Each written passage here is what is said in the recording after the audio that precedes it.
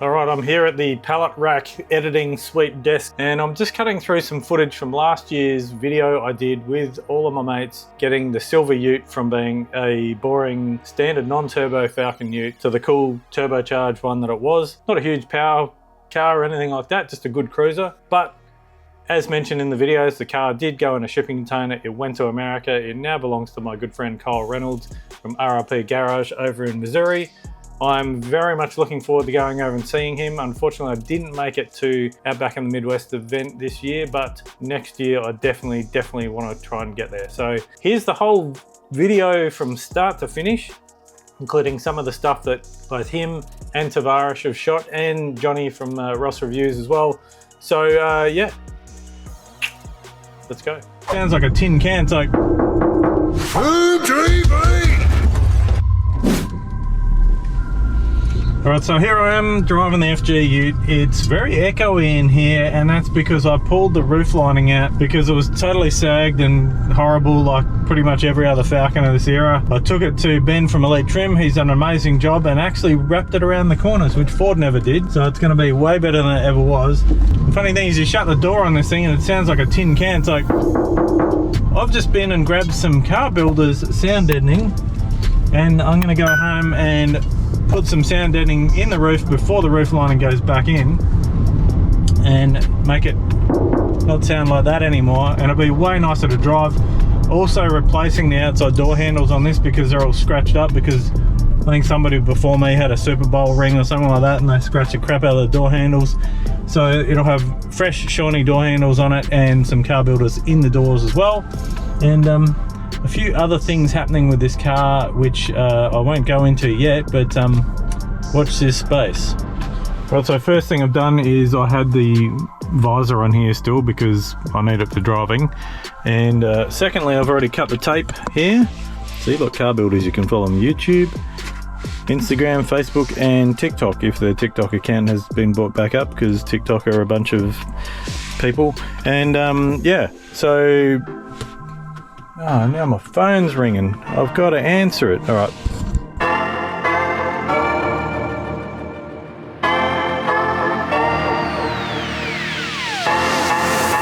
All right, so I had no idea what I was up to because I just had a phone call, which was important. So I have just given the roof a wipe down with this IPA. So now I've got the Car Builders sound deadener there, the black label, and box is already open. I've cut that open just to save you guys watching me do it. So there's 12 sheets of this in here. It comes out kind of like something like this, if I can get one out. So like that. It's actually nice and thin, so it's not going to take up too much room. I also have an application roller, which I'll be rolling it onto the roof with. So I've got my trusty texter here, well, paint pen. I'm going to sit a sheet in place and start making it. And you don't have to cover the whole roof from end to end, but it does help if you want it to be neat, but it's all going to be hidden under the roof lining anyway. So got that much to cover, and I reckon these sheets are going to cover plenty of it.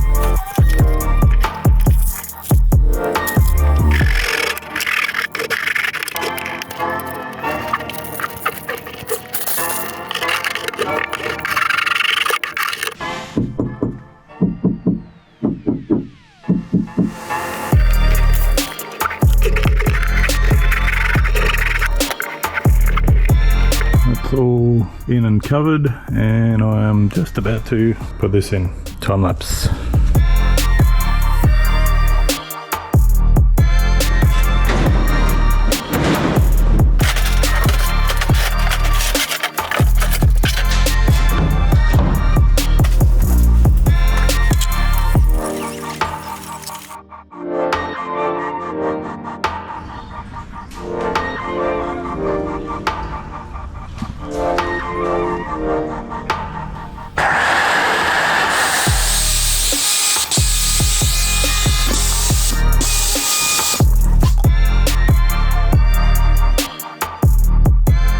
Yeah, I'm all good. I was just working on the car.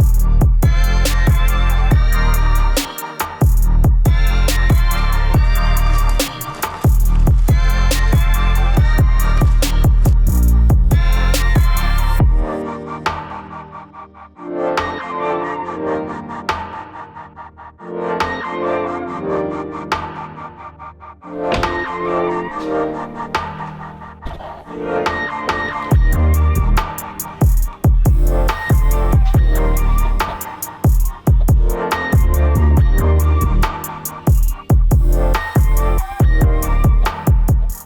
turbo. This hole needs to be filled. Barrow the wheel, bro. Hello and welcome to sunny, well, sun-setting Melbourne. I'm over here and I've just driven all the way from Adelaide, left at 4 AM this morning. It's been a long day, vlogging my way across, so I haven't really filmed much today, but I left Adelaide crack of dawn. I'm in a brand new Ford Everest Wild Track, which is very cool. Big thanks to Ford Australia for loaning me this. I didn't really get a chance to test out the tow features of the Tremor in America because I didn't have a trailer, but since I own a car trailer, I have the car trailer behind, and I also have my beloved XR6 ute, which is the most stock XR6 ute around, non-turbo. I've had it for 4 years now, I think, and it's been my daily. I since have the other daily, so there's plans for that car now, and I'll get to that. First and foremost, I'm going to deliver the car and hide the trailer somewhere tonight. Tomorrow I'm getting a haircut, so I'm going to look completely different, and I'm catching up with Mez from Barrow the World. Getting back to this car, I'm going to be driving this thing around, but tow-wise, as you can see, it's late in the day, so it's getting a bit dark. But tow-wise, I've been sitting on 100 kilometers an hour the whole way, 110 where I can. This is the 3-litre V6 diesel, so loads of grunt. I can't believe how economical this thing's been, because the FG's not exactly a light car, and I've got a trailer on it, which is a steel trailer. It's not the lightest car trailer around, but it is a good one. That's my lens cap. And yeah, it's been an absolute joy to tow, so I'm very happy with, I mean, you know, you can't knock these things. Next Gen Ranger's been a beautiful car, drove the Raptor not long ago, but this Everest is super nice. I believe the Wild Track's new. It's got a lot of the features that the Platinum has, but just without all the chrome and stuff on it, and nicer cool wheels that Wild Track style. I would definitely own one of these myself. I said that about the Tremor as well. I think I'm a bit of a Ford guy. Well, I have to admit that. I do own an LS, but yeah, you know, I like it. Oh, look, there's GJ Drivelines. This is the other branch, so they will be doing the tail shaft for the drag car, which is very cool. Yeah, anyway, long story short, I've rambled on for ages, so I'm probably not going to use any of this, but let's go see Mez. What's Mez? Hello. Sunset, I'm in Melbourne. I'm about to fall over because I'm so tired. That's my car trailer, and that's the NA Plus T car that we're gonna, that's my FG. Yeah. You haven't actually seen that car? The one? No. No. So tell me, like, is that not like a really clean FG? Honestly, I don't think I've seen a cleaner ute. To be honest, like, they all get thrashed. They're all work cars. Yeah, I've tried to look after it. Yeah? Yeah, I've shown it the love. So, anyway, I'm knackered, and I'm going to stop recording and unload this car. Alright, kick in the guts. No, it won't start, the battery's flat. Alright, okay. Is it gonna make it, or is it? Oh yeah, cool. Yeah, just keep going straight, you're good. And you do the smart thing, putting the timber under the ramps too. Alright, yeah, the battery's a bit cactus because it's been sitting around. We need to jump it.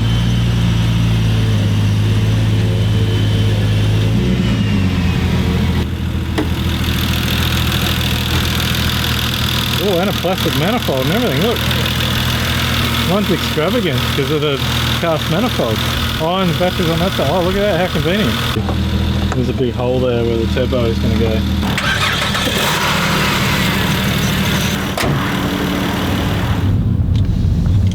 The destination is on your right. Mackillek Industries. Mackillek, eh?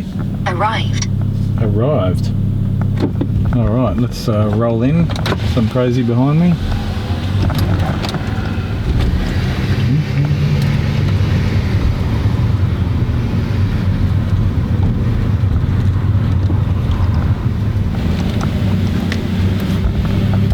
Dude, road raging me behind. Hey, you know, this is a famous guy from the AAA show. Am I blocking you with him? I think that's Mitch's car he's building. It's got a barrow on it. That is cool. I will ask Mitch. Let's go find him, yeah. Hey man! What's going on? I bought my camera. Hi, it's recording, hello. And I bought a Jamie. You bought a Jamie? Yeah, he's Did here. you guys get lost? It's been like 6.5 hours. No, I've been waiting on Mez, he's been busy. The old Melbourne traffic got you, did it? This is like patrol hub in here. Yeah, feel for yourself? Good, mate. That's the way. I've never been here before. Oh, the hot sector is. He's the Forby man. So just quickly though, Oh, look at it. Far out, it is clean. Holy moly. Oh, the floor's all dirty now. No, they're floor mats. It's got fitted floor mats in I it. actually like, I've got those in my ute too. Yeah. Sick. That's sick. How good's that? Far out. They're gonna love this. This is gonna be sick. All right, so tonight's the night. We, and I say we because it's myself, Mitch from Mackylek, Mez, who I think is almost about to come up driver from barrowtheworld.com, Anne from Horsepower Junkie, Aaron also from Mackylek, and Jamie from Raceworks is here as well. So I've got the FG here in the car park. We're just doing some shuffling around and cleaning up in the workshop. And then the FG is going to get backed in onto the hoist. We're going to put up in the air and start ripping the engine out and doing a whole lot of stuff to it, because hopefully by Sunday, and I say hopefully, no, I think we'll be pretty good. We've got the right heads here to do it. Get the thing turbocharged, get everything into it, new exhaust, new wheels, all that sort of stuff, and yeah, transform it from the stock as a rock FG XR6 into a cool turbo cruiser, and talk to you about the future plans for that car. So yeah, let's get into it.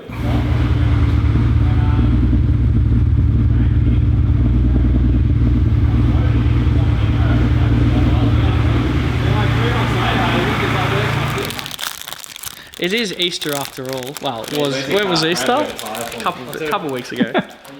All right, let's let's unload stuff. Is there a language warning on this I channel? can beep this shit out. Yeah. No, it's next to the car. Holy heck. Oh, you got it out already? Yeah, it's there. Oh, thanks. Thank you. So Mitch, come and look at the car with me. Yeah. So what do you reckon? Just pop the bonnet, have a look. You know, Bloody clean. I've had this car since 2020. The wiper blades have all been tidied up and stuff like that. Put the stock wheels back on it. Even the door cards, you can tell. First thing, like these, because it's just like painted silver plastic. Well, I actually did scratch one, and I Yeah. replaced it. Oh, but just the door handle. Like Yeah. the door handles go black almost, because obviously that's the first thing you grab. And that's why I put the fitted mats in it. So they're mint under the mats. The mats just need, I want to detail this before it goes. I got them in my daily. They're sick. But I had the door handles redone. Well, they're new door handles. Oh, okay. And I replaced the driver's side mirror because it was out of whack. Yeah. And then under the bonnet's just The wipers look crazy. stock, you know, it's like Stock as a rock. How good is that? no turbo. Yeah. I reckon this hole needs to be filled. It's real nice. Excuse my language. It is bloody nice. You got a trans cooler in there. That's interesting. Yes, which we may have to move actually. Yeah, we're gonna have to. We might have to think about, I don't know, relocating. We might just put, because sometimes they go here, and they work really well. So we'll figure that out. That's easy. So Bumper's got to come off anyway, so. yeah. Do you have the stock reed exchange on it anymore? No, it's gone. Okay, cool. Yep. That's cool. It's been bypassed. That's right. Yep. We'll yank the motor out, I think. Well, let's get these yibby yabbers over here to stop, and we'll unload the back of the Everest, and then Sounds good. yeah. All right, who's picking what up? Hey? Let's introduce yourself.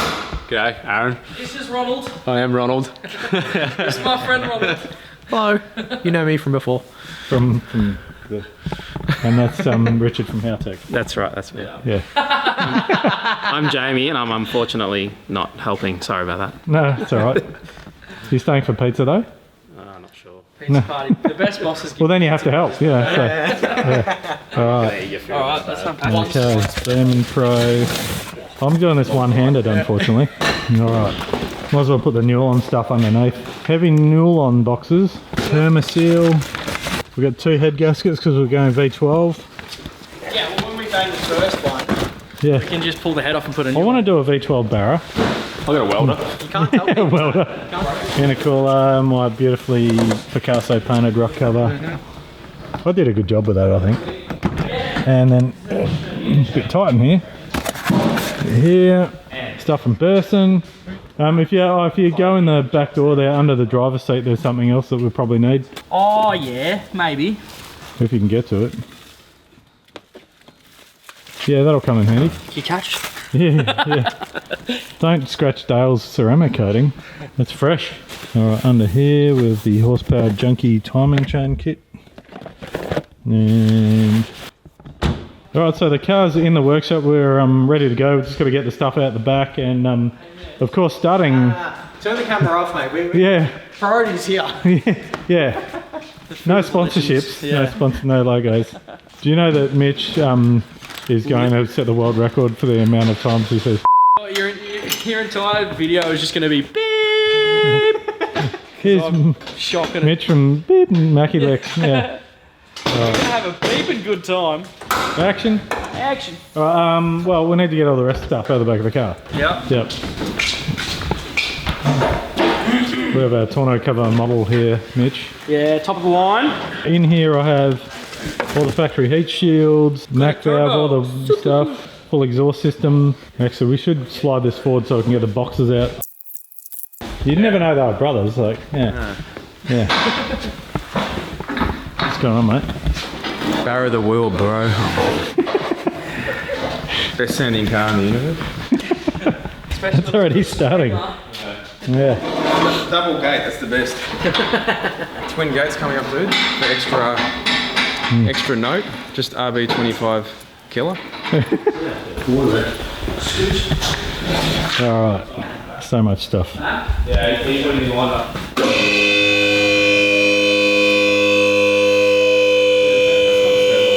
That's just a, yeah, that's good. And you can see the screen. Yep. I hate filming stuff with no screen. Or no, people that are doing the selfie talking to the screen though, and they're like, yeah, so today we're doing it, so I'm like, no, the lens is here. What's first? Well, no, let's quickly have a run through what's here on the bench. We've got heaps of stuff. I'm actually going to find out what we've got with you because I got no idea. Got a bunch of Fuel Lab goodies. That's the neck for the Oh yeah, throttle body. intercooler. Yep, throttle body elbow. Oh, thermostats. Yes. Yeah. Yep, in here is the factory FG turbo inlet manifold. Boom. In That nice condition. There's a guy. Ask any wrecker, they're worth about $48,000. yep. I think you got It's barra parts, you know. It's like You got a major issue. Why isn't this dirty green? It's not going to make any power if it's not a green top. hey, I had a green one. I tried to give it to you guys and it just refused. So I was like, I was quite insulted to be honest. Like I didn't want broken pistons, dude. intercooler. Got a new coolant bottle. Yep. Makes that look pretty. We got some plates. They're pretty cool. The Haltech. Heaps of raceworks, bits and bobs. Tough mounts, boundary oil pump gears, thermosil gaskets, Demon catch Pro can, parts. Got HP Junkie timing chain kit. Syntec oil filter, cabin filter. Yeah, Pro Cams, belt valve springs. springs, Bendix, brake pads and discs. A whole rack of Newlon everything. Yeah, Newlon. Literally every oil or fluid in the car's been changed to Newlon. We've got a full X-Force exhaust, front to back, 4-inch I believe. Is it 4-inch? Yep. Yeah, 4-inch. Front to back exhaust, And then which all is cool. the factory hard lines and heat shields. Yeah. And Turbo feed. somewhere in here there's a factory FGX turbo and turbo manifold. And we're going to wring the absolute living get as much as we can out of it. Apparently. And then right, so what's first? What are we doing? Get it up, drain it, bumper off. We'll get all the fluids out of it for the most part, and we can start taking wheels off, all that sort of stuff. Get all Yep. the brakes and stuff sort of happening. Well, it's got all the brakes on it. I already did them. So. Oh, they're already done. Yep. They're just spares. They're turbo rotors. Roger. Okay, cool. So yep, Sorry, it's got all the new pads and rotors on it already. awesome. So I did yeah, that. cool. We'll do a fluid drain then. Sweet. All right, I'm going to time lapse. Does my hair look good? I don't know. There's a man bun there. Yeah. What's your take on man buns? My take on man buns. Hey, the only thing you haven't got over there is a bucket and mop, mate. You might be needing it later. No, it's there. I'll put the camera down for 1 second and then Mitch has already put oil all over the floor. This is. What are you breaking already? I'm trying to get the O2 sensor plug out and then in the spot. Oh yeah, because we're going to drop the exhaust and everything. All right. We can check the stock exhaust. I haven't cleaned the spare wheel. We got a full size spare. Yeah. Top of the line, this thing. Yep. Everyone got the hearing protection on? 100%. Yeah. Oh, hey man, give this up. Oh, the filter. Yeah. That was me. Hercules. Yeah, here, hold that. I probably actually did it with a filter tool to be honest, but What's the line? If you can't get off by your hand, you did it up too tight. Yeah, I probably did. I probably did it with a filter tool. Well, there's no marks on it. Maybe I haven't trained in a while, so I did it while I was going to the gym. Yeah, that's my excuse too. Yeah, I haven't been to the gym in a while. It's even a Syntec filter. Look at that. Yeah. You can have that if you like. No, thank you. Put it on the wall in the workshop. Nah, you good. This was here. This coming to marketplace near you. I'd be like, hey, let's start up and see what it sounds like. There's no oil in it, so that could be detrimental. Oh, that is a barrow though. I'd probably run for about a half an hour with no oil in it. Yeah. Are you done? I will be once I stop chatting. Yep, all good. You can take that away. I'm good at it, though. I'm pretty good at something. Oh, well, before the hoist goes down, so... How would you like my YouTuber delivery? Yeah. I'm an influencer. Yeah. Influenza. I'm a barrow influencer. Yeah. You gave me no, so Mitch suggested we pull the trans out. So I've got the tail shaft out, exhaust's all off, it's all on the ground there, wheels are off. Why is the trans coming out? I think it's just makes it easier to get the engine out. Oh, okay. Yeah. Plus then we can give things a bit of wipe down and clean while. Yeah. Why are we pulling the trans out? Just simplicity. When we put the motor back. Big things like Tempe tyres, I hit them up and said like, we got plans for this car and it needs Aussie wheels on it. So excuse the camera gear, but we've got 20-inch FRCs in satin black. And they're staggered as well, so I think they're 8.5s and 9.5s or 8.5s and 10s. I'm not sure what they think, but Nah, they're not F9Rs. Come on. yeah. Oh, they should be like. I like the black on silver. It'll be nice. None of this chrome stuff. Yeah.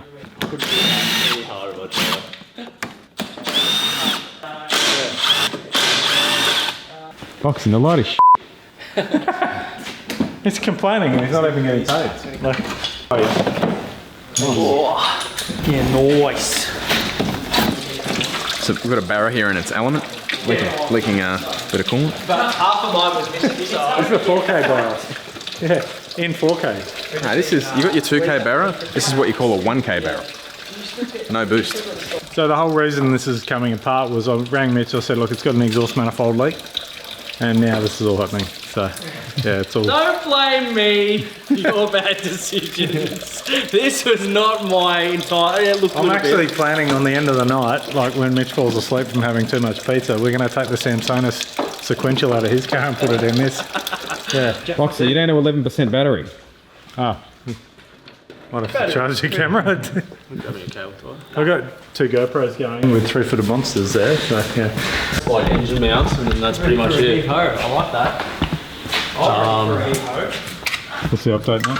Pretty much ready to go, I reckon, hopefully. Alright, we're looking good. Tail shafts out, transmissions out. These bolts have been off before, man. Have they? Yeah, look at it. Oh, interesting. This is the last time I converted it back to NA. What? Can't get the bracket off. Alright. Oh, look at that. Where you just throw it over there. Yeah, can you catch? Put it on Where the you- bandsaw. Oh, do you want to put it in the tray? I thought that was the anti-scratch pad. Yeah. Yeah, but I want to test it. Yeah. Just in case. Is that sitting on it? No, that's right. No, that's still good. I don't know about stuff yet. Good one. One that's actually looking forward and gone. Oh, you put the nuts back on them? Yeah. You're like me, I do that. I like it's a force of habit, so that you're like, oh, that's where I left them. Exactly where they should be. Yeah. Quick GoPro spec update, Mitch. What's going on? Hello. Mitch is a project manager. That's why I'm harassing him a lot. So everything's been drained, or it pretty much doesn't have any fluids in it anymore. Radiator, engine. We're going to keep the oil in the trans. Are we doing a trans service? We do have trans fluid. Okay, we might just do a flush. Do we have a trans? I don't think we've got. No, but Burson will be open tomorrow. I'll probably get one. So yeah, we'll do a trans service tomorrow. Get all the different fluid and stuff done tomorrow. Yep. But so far, everything we need to get the engine out is pretty much done underneath. We're just going to get converter bolts, but we couldn't get to them because the fan was in the way. Couldn't turn the crank. So fans are out. While we're up here, we'll just pull the top apart and then.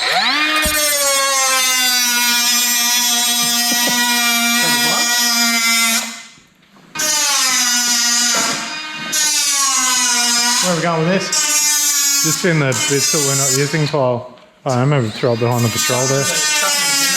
Yeah. Just out in the skip bin. Yeah. You know you're in Victoria when everyone says grouse. What's wrong with grouse? It's a palmer, not a palmy. Ooh. I'm watching you. I'm so offended right now. You're doing a great job there, man. Yeah. This is useful, Mark. This is a tool to use to test the tensile strength of everything you forgot to disconnect. Yes. Whoa. I'm trying to do the rock eyebrow. I felt like that would have been the perfect moment for I didn't say something about putting the radiator out, but I was like, no, it should be. Keep going. Gadoosh. Ah. That's fine. Yeah. What are you bloody complaining about? Clear. All right, set. What you say? You guys said half an hour. Yeah. With YouTube magic, it's only 10 minutes. Yeah, true. So we've got tough mouth for this thing, don't we? Sick. That's going to be cool. It's actually pretty tight. Oh, it's out. Interesting. Sort of like a random barra. Hey, look, these are all clean. Yeah. I didn't snap the plugs. The holes aren't full of oil. You know what I think? Actually well looked up. This is a Wednesday car. That you've treated this car way too nicely. Yeah. Yeah, I honestly never really felt like thrashing this car because it's NA. Like even today, I gave it a stick on the freeway. I'm like, oh, yeah, it goes all right. Like, I'm going to go hamster when I get it on two-step tomorrow. yeah, there's one step there at the back and another one over there. Two steps. Yeah. There's an upside down turbo manifold there. Yeah, we'll just use a J pipe, yeah? We have a seal kit for this. Got a whole, That's We right. even got a head gasket. I don't want to do a head gasket. No, I don't Two head gaskets. Two head gaskets? So you're telling me I can send the head gasket out of this and we can just replace a new one? Yeah, twice. After I get it on bot? Twice. Exactly. Yeah. Brett doesn't even need to tune it. I'll just tune it. How does this camera work? This is amazing. Yeah, Aaron's nostril. enjoying it. Yeah. Other than Wide angle for the The nostril zooms. Yeah. Straight into port. on it. Yep. Come here, bugger. Come here. Oh, hang on, everything. Oh, You're just bloom. Yeah. I'm trying to do this and hold a GoPro. Knock sensors are easy. I never knocked on nobody. Somewhere over here. No, reveal image. I like that factory Australian Outback look on the block. It's still warm. Pinging it off a limiter out in the car park on the way in. So essentially, When the wheel speed catches up to the limiter. Yeah.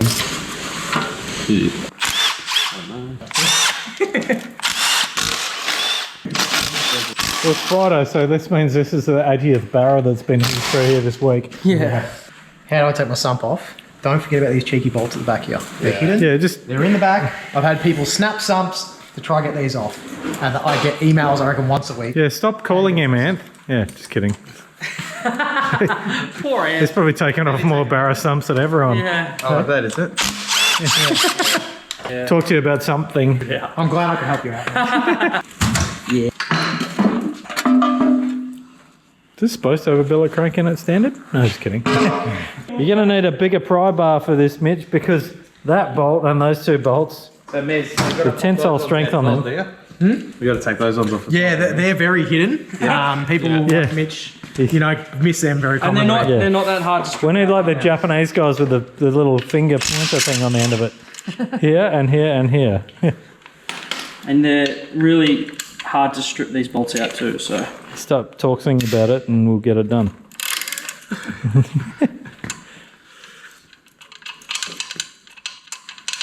No, it's loosened it though. It should just pop straight off. Yeah. I was only testing you guys, make sure you could, help me out.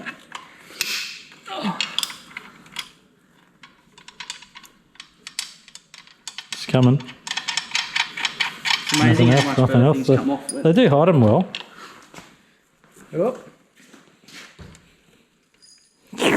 Don't lose the dowel pins.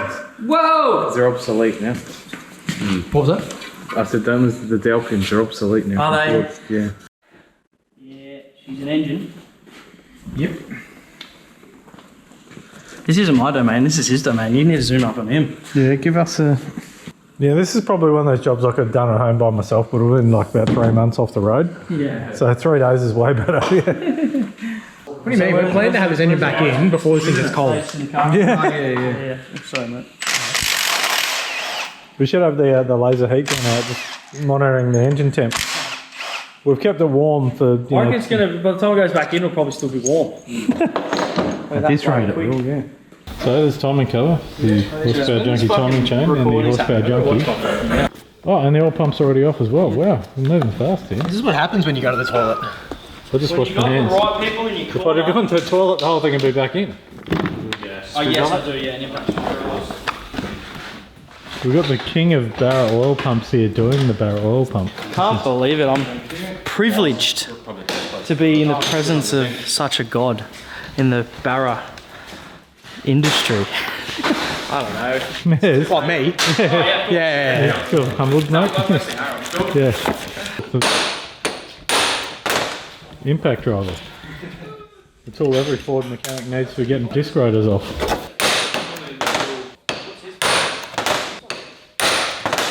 You just need the right tool. And the old trick with them is to twist it. Yeah, you gotta hold it. You gotta preload it so it doesn't spin backwards on you. Yeah. Another good trick, which I didn't do normally now, but you get a pin punch and hit them all for pin punch. Oh, yeah. Crushes the aluminium, softens them up. So if you don't have one of them, you can take it out for normal screwdriver. Yep.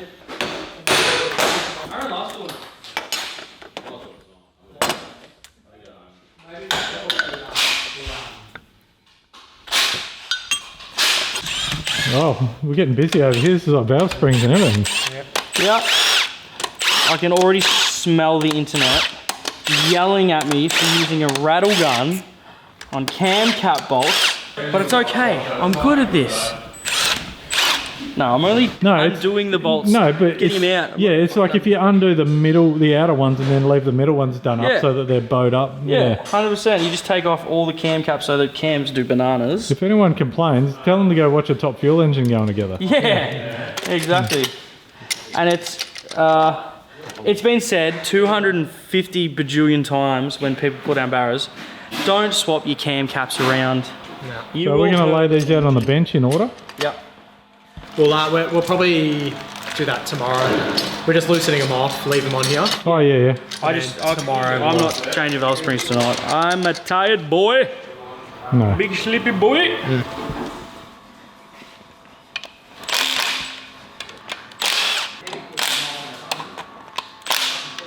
Let's have a look at this, because this is from Permaseal, our friends at Permaseal and P. A good friend. Honestly, I pretty much exclusively use Permaseal on all their engines. The rock cover gas kits, everything. So, yeah, that's all your sort of top end stuff. Rock cover. So you got your spark plug seals, rock cover seals, B series throttle body gasket, thermostat seal. This is all your turbo stuff. Got your dump. T3, throttle body, rear main, front main, intake gasket, exhaust gasket, even got a head gasket, rocker cover seals, half moon seals, crush washers, banjo bolts, We have got the kit and the caboodle. That's cool. Excited? You get the front main? Go of the world. Oh yeah, we're there. Yeah. Front maining. Cool. Look, it even comes with 3-bond. Yes, that is impressive. But I would recommend 4-bond? Yeah. James Bond. This legend over here is in the world's biggest parts workshop. Renovating the oil pump. Much wear and tear in there, mate. Looking pretty good. Yeah, it actually looks pretty good inside. It's got a pretty tame life, this car. There's a Nissan Patrol here with a... Oh, look, it's got a bar in it. Mackie Industries. Yeah, we're good. Oh, we are pulling these off, or we're leaving them on tonight? we'll pull them off. Don't mix them up, kids. And the notches are at the back. Yes. Those notches are and they all face out. Yeah.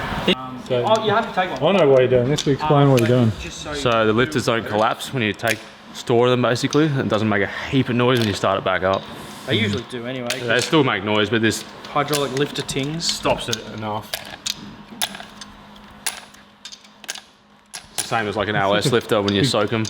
You know he's from Melbourne when he says LS. LS. Alice. It's like Alice in Wonderland. Yeah. What do you say? LS. L for Ill. Larry. 11-7. Ill. I feel ill. You feeling gross? You going to colder? What do you say? Illis. L. Sounds like L for Larry. L. A B C D. Sounds F, like you're- G, Can L. Wait, say pool. Pool. Okay, have you heard like North Queensland say pool? No? Pool. Peel. Yeah. Peel. What's like dint? Peel. Weather's a bit cool today. Dent, yeah. Dent and dint. It's a bit cool for the pool. You sound like a Kiwi when you say that. L. Ill. Yeah.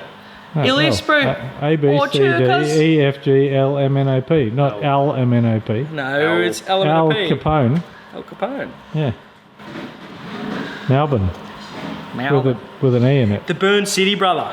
Not involving This myself. super keen. He's like, I was going to go home. I was gonna go home, but He's already pissed the missus off enough. yeah, so she's already cracked it. So, nah, she hasn't. How are we going? We're progressing pretty good for a Friday night. Hey, this Considering engine is this was still gonna- warm. Like, Yeah, it's actually still warm. So Considering we're going to start on Saturday. yeah, I'll steal that from you. Go for it.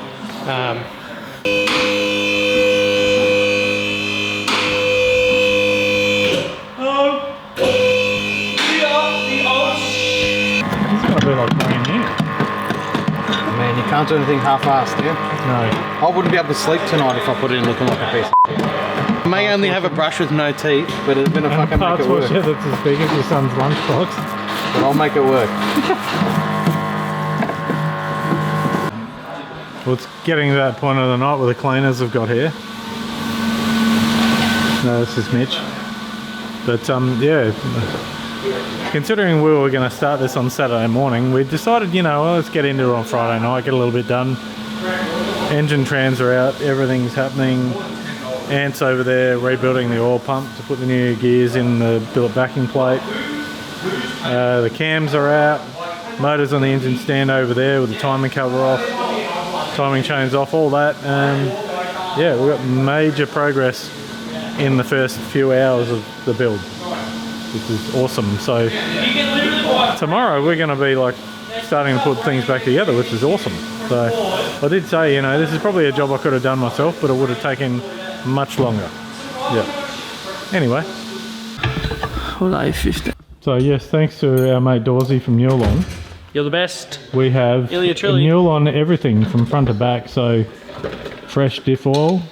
Job, Mitch. Nice. And fresh oil in there. Perfect. Yeah. Thanks, Newline. You're the best. No. He loves it when I walk over and film over his shoulder.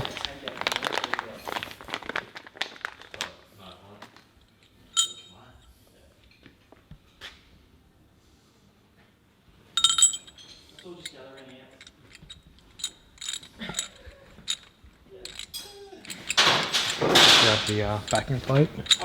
Yep.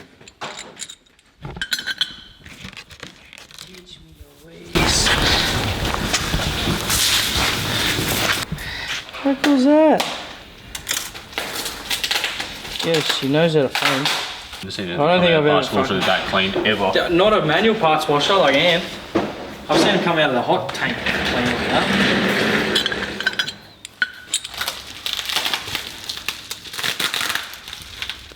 Gotta make sound effects, Mitch. That was my booty hole.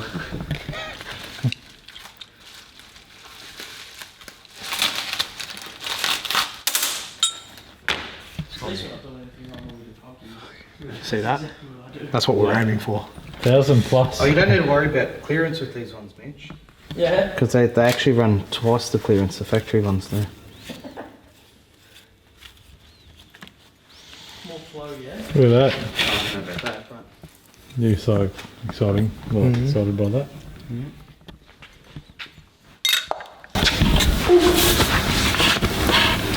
Do you have to put Yeah, we need a bit of Loctite and a 4mm.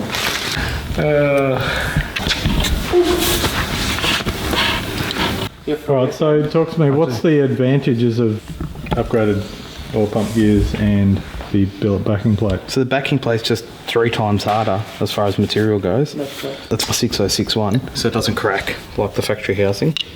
And the billet gears, they're just they're a lot softer, so they're more ductile. So they'll take the shock rather than splitting and cracking. Nice. And So considering sometimes hard is not always how much better. of a grandpa I've been with this, I'm guessing the gears that came out were looking pretty schmicko still. Oh no, they're Are they? yeah. That's from driving too slow, so.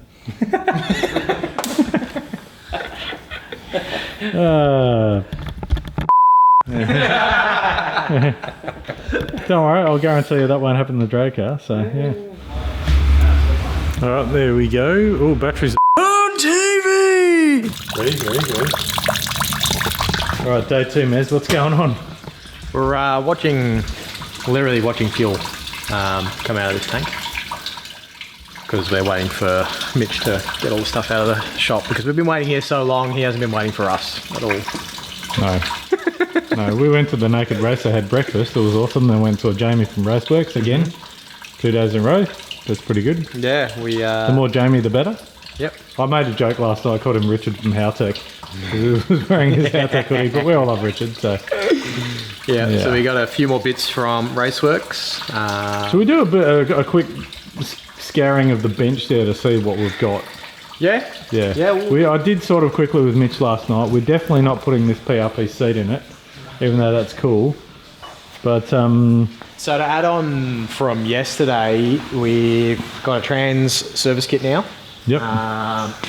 We have got a Raceworks billet fuel rail, and that is going to pair nicely with the Fuel Lab fuel pressure regulator. And yeah, just some more hose and fittings and bits to plumb it all up. Extra sensors and bits like that. So that's the stuff we picked up today. And our good friend Chris from Newlon, who organised all this Newlon stuff, I went through the boxes last night and found we've got all the easy squeeze diff oils, all that sort of stuff, and also there's brake fluid, upper engine cleaner, which Mitchell used to clean his sinuses, and yeah, so much stuff in there. My beautifully red painted rocker cover there, and someone's phone. We also have, this needs to be put up on the wall, I think. Is that a t-shirt or a banner? Banner, okay. Yeah. You can buy one of these two from barrowtheworld.com. You actually can't at the moment. Oh, but okay. Well, you can't buy these from Barrow the World. This is exclusive. Yes, and a lot of exhaust parts there from X-Force. Everything's So- a bit of a mess, but No, it's not. organised chaos. It's organised chaos, and the plan of attack, I think, for the morning is Aaron's going to come in, we're going to get the valve springs done. No, I'll probably start tackling that. Oh, yep. Yep. No, Aaron, number 2. I'm gonna start this tonight. We'll start it. You watch. Oh no, I'm on video with this, aren't I? Yeah. We'll start it. You watch. I just came over here to just give Greg from GK Tech a shout out. So, yeah. This is GK Tech. It's got the GK Tech forklift arms in it. Yeah. We'll just make sure that we'll note that this is Saturday, 3rd of April, and Mitch has said that tonight. That's you can't legitimately use a phone. You need a newspaper for that. Yeah. And about 17 of these. Yeah. Yeah. Mechanic's breakfast. You know what's even funnier is that we'll have Trav coming around soon, and he's just Yeah, if he Trav. can make me a billet rocker cover while we're here, that'd be great. I asked him if he bought his CNC machine with. He's like, yeah, it's in the back of the ute. Yeah, beautiful. That'd be good. Thanks, It's Trav. got outriggers on it so you can level it out and start machining stuff. Yeah. Yeah, look, I've got a spare three-phase outlet here. Just have to plug it in. Yep. Should be right. Nice. Well, we got the bucket of fuel there, and yeah, well, I guess there's about 1/3 of a tank, I think. Yeah. So. We'll make it work. All right. Well, yeah. Let's get into it. I might start pulling the tank out. Yeah, sick. If you pull the tank out, Mez, you can crank on those valve springs.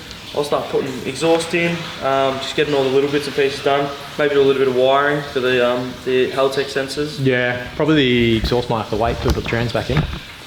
Oh, true. You probably do the rear section. I can just slip the rear section. Well, Yeah, we slip the can rear put the section exhaust in with the engine out. That'd be interesting. Yeah. Yeah. No, that'll be Well, we last. probably need we can start tackling some of the things like moving the Oh, yep, transcooler. I'll start doing all that It crap. seems like a boxer type job. But yeah, if you want to start tackling wiring, it might not be a bad thing. Yep. Yep, I just need where that. We do. Oh yeah, there's a black box under here that says Haltech on it. So Like realistically, do I start putting the manifold on the motor, or that's going to be in your way? we'll do the valve springs first, and then we'll set the rock cover on once it's in the car to stop us from scratching it. And yeah. Yeah, that's like the piece de resistance. The rock. What's that in English? the really cool piece that goes on last. Lessons in French from Mitch. Yeah. Oui. Yeah. All right, I'm going to stop recording. This is very boring for people. There's Mez with a V. Yeah. I feel like leaving one of the cameras over here. Maybe. Bit of Mez life. You know how to run one of these things, don't you? I think so. I hear a dirty old Falcon Ute coming up the driveway. An old B series. Sounds like No, even better.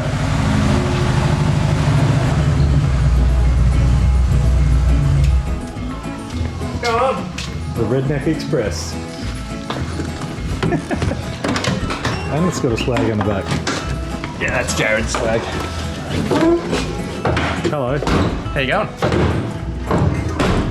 Just quickly knock up a billet block and Yep. Yeah, too easy. yeah. I'll get onto that real soon. So Mitch is taking It's only 3 weeks machining time, the power steering cooler out. and I'm little, Yeah. and I have a hoist, but I refuse to make it go down because I'm stubborn. Do you want a step? There's a step over there. Yeah.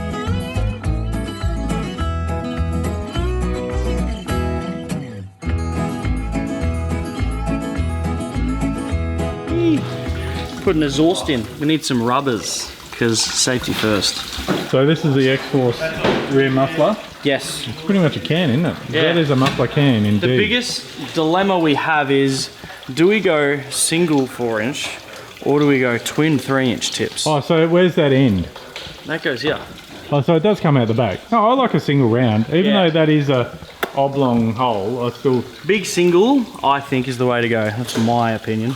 Ooh, fancy camera. He makes CNC stuff. Yeah, watch this space. There's some sexy barra parts going on my drag car. I should probably pull this tank out. I keep looking at it.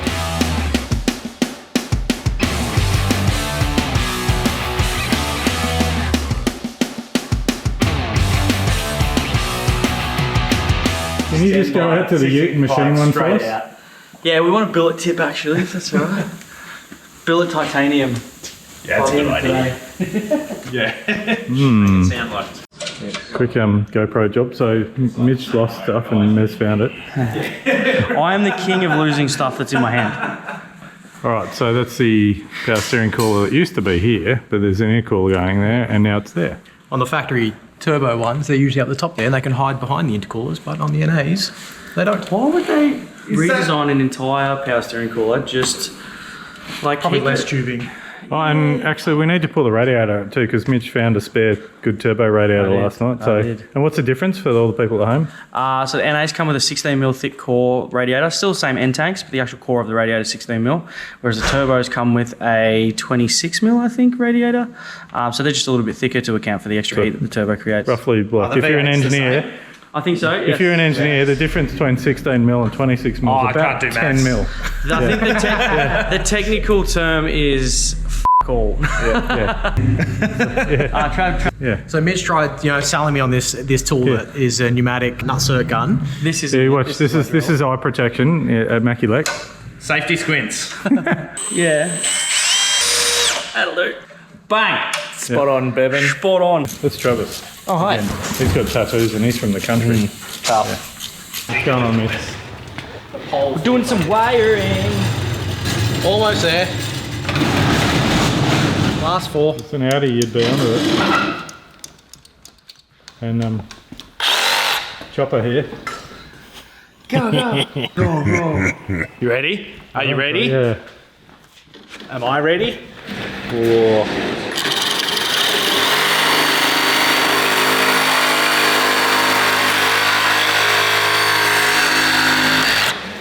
I wasn't recording. No, just kidding. That's pretty good. Yeah? It's not bad. Straightish. You should open an engineering I shop. should. I might give that a go. Yeah, call it Hammond Engineering. Yeah, it could work. And then he's like, straight through the aircon pipe.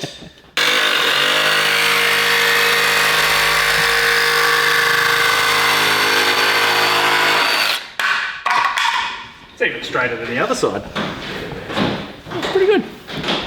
I'm happy. Come on down to Mitchie's wiring emporium. Gonna make some looms. What are we making here?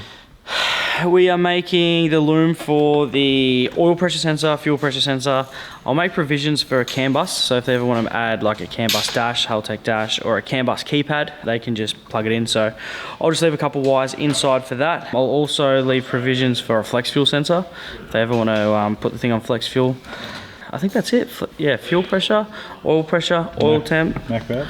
Mac valve. Yeah, oh yeah, we need to do Mac valve. Hey. Yeah. I'm used to working on turbo cars, not non-turbo cars. Do we need to add the boost pressure? Not because we've got Haltech. Yeah, Haltech's VE based, not TMF, which is good. So we'll add a boost solenoid wire because we need to control the boost, or we can just put a 30-pound spring in the gate. We've got 2 head gaskets. Lol.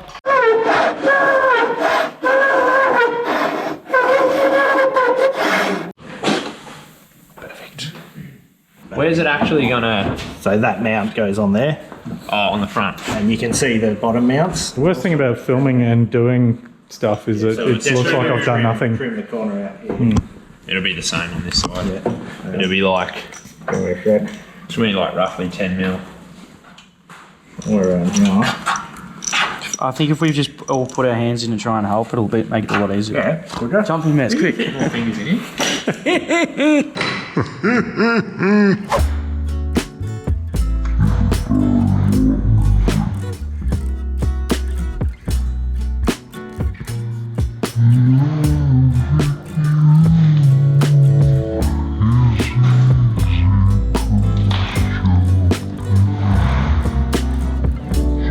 This is just me, what I need to do when I... Just dropping it all down the spark plug hole. Don't worry about that. They're sealed up and they're coming back out. I'd rather more lube. Right, so we're all done. Yeah, cam's going back out. Valve springs. Yeah, I know, but that's Nice. I'm going to pre-prime the whole engine, so you don't have to go too crazy on the... I just use whatever was in that bucket. Yeah. All right, I'm going to go finish cleaning the sump. This sump was filthy. Correct, yes. Right, sump is here, and I've given this a skim off with the file, and now I've got to line it up, drill out the middle so that we are good for an oil drain. And it's all pretty clean, but once I've done that and put some swarf inside, we'll give another clean out and a blowout. It was absolutely full of carbon deposits in there, but now it's pretty clean. And then you do it, and then it comes around and smacks you in the head.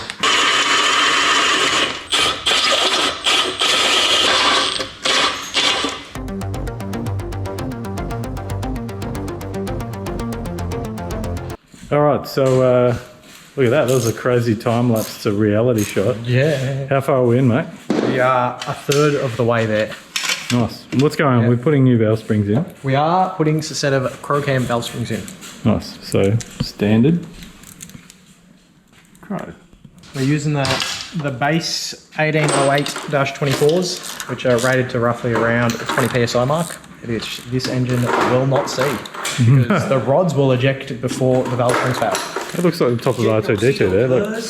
R2D2 ratchet. You're distracting me here, Mark. Yeah, okay. Just get it done, all right? Yep. Because I haven't put air in it yet. Why is it taking so long? Why did I just hear a valve fall down? Why can't I hear aircon gas? Nah, don't worry about that. That's not aircon. That sounds like a Mark problem. So this is the oil adapter. Yep. So we've got the Raceworks, a couple Raceworks fittings. One fitting's just a 1/4" male to a 1/4" female, so we can still retain OEM oil pressure switch. And then we've got just a little 1.8 MPT port out the side of the fitting as well. So we put a 1.8 MPT to a dash 4, and then that becomes our oil feed, retains the OEM oil pressure switch. And then in the factory, so on the turbo models, there is a oil temperature sender that goes next door. They're about 1.5 to 2 inches apart. So we take out the bung because the NAs don't use that. So there's just a bung there from factory. Take that bung out, and we're just going to use our own oil pressure sensor and oil pressure sensor and oil temperature sensor. Combo sensor from Raceworks as well. Put that in there, then we can wire that to the Haltech. That way the Haltech can monitor all oil pressure, oil temperature, all that sort of stuff too. So, And the Haltech also uses the factory NOx sensors too, doesn't it? it does. Yep. It uses pretty much every single OEM sensor. Well, it does use every single OEM sensor, but we just like to add oil pressure. The 3 sensors that I'm like dead set on every single setup that we do. We do oil pressure, fuel pressure, and wideband. They're like the must-haves for any basic sort of Haltech or aftermarket ECU setup. If you've got those 3 sensors, you can pretty much monitor an engine under any sort of condition. There's obviously sensors you can go crazy with, you know, coolant pressure and crankcase pressure and all that fun stuff. But for the basics, oil pressure, fuel pressure, and wideband, which is your AF-fuel ratio. If you've got those 3, you pretty much get everything covered. So we'll get what's happening. I just moved the time-lapse camera to here, so I've just been time-lapsing my back. Yep, good job, Boxer. Good chat with the time-lapse. Yep. Love that. So all valve springs are in. Yep. Cams are back on, all torqued up. New timing chain guide. And now the timing section to go back on. Beautiful. Yep. And for all the folks at home are like, oh, it looks dirty still. It's because it's not new. It's just been taken off and wiped down and put back on. Alright, new chain of guide here, which is whipping through the new loom upgrades, like he's done it once or twice before. I learnt from the best. You've taught me well, Mark. You're going to teach me how to wire up drag cars and stuff when yours comes through? Come mate, all the tail lights and everything work on it perfectly. Hey look, it did work, I'll give you that. You know, get a belt buckle and just like grind on yourself.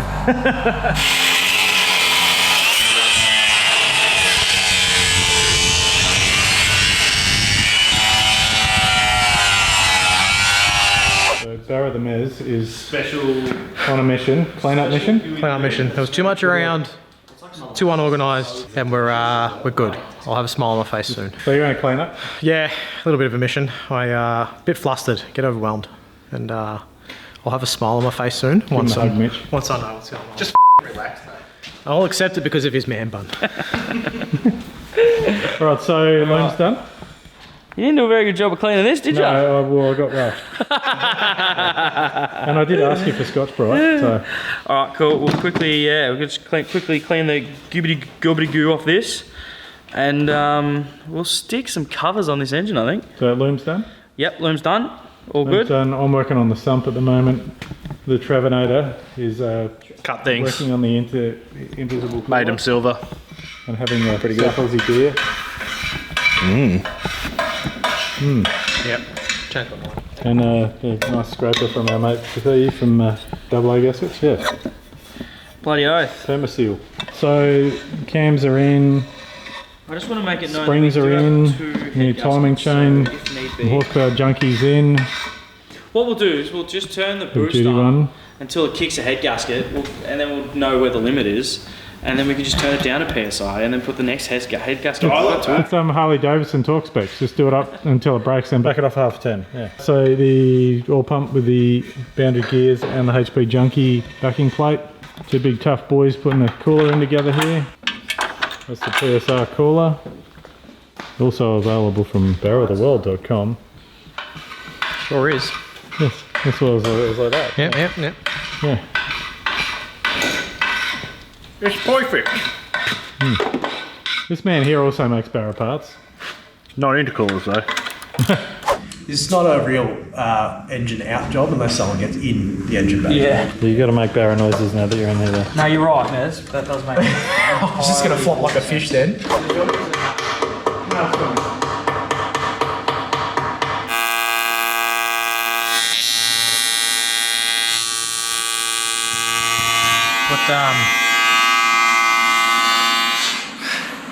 Trying to I don't know what I'm doing. intake things.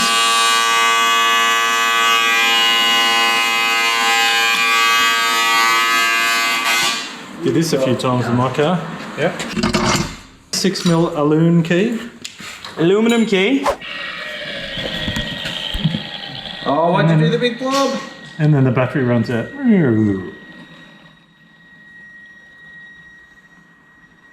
No pressure. Alright. That's like the inlet manifold on your car moves. What? He's got a plastic one. The one on the ground over there. He's got a Mexican inlet turbo manifold. Mexican. Got more Allen keys, Micherini. What'd you say? Oh, that's on. I'm not there yet. Gasket the world. I'm not even ready for the gasket yet. This is what's happened, right? I'm halfway through putting the studs in. No, and no, you've come in to put this gasket in. I know. And I f***ed everything. What have you done? Good job. Thanks, Miz. So what time do you reckon old mate that said he was going to be here this morning to help us film will get here? Oh yeah. Yeah, good job. Yeah. All right, so hang on. Let's just thank you to our friends at Baxter's MTQ. It's very small there, but it actually says HoonTV on the inject. Go again. HoonTV. No, more energy, more energy. HoonTV. Yeah, it says they've laser engraved it or something. That's very cool. Yeah, it actually They even says, put the trademark R on it as well. Yeah, it That's actually very. says Maculek. That's how bad your eyesight is. Oh, damn it. That's food grade petroleum as well. It is. So that's Just eat it up. It's also my lunch. I eat. I eat petroleum jelly. Oh, Ready? So these injectors, what are they? these are 980cc at 3 bar, which when you put 4 bar into them, which is what these barrels run, they're on 4 bar fuel pressure, that is. They turn into 1150cc, so a little bit higher cc, you get a little bit more power out of them. But yeah, these are NTQ Baxters, 980cc, but because we run 4 bar, they turn into 1150s, so there'll be heaps of power for what this needs. I think, what are we aiming for, like 300 kilowatts, give or take, so it'll in. 1300 kilowatts, yep. Yeah, give or take. Nice. Stock Got a floods. freshly We're going flip timeout, yeah? ceramic coated Flip timeout. Fomoco.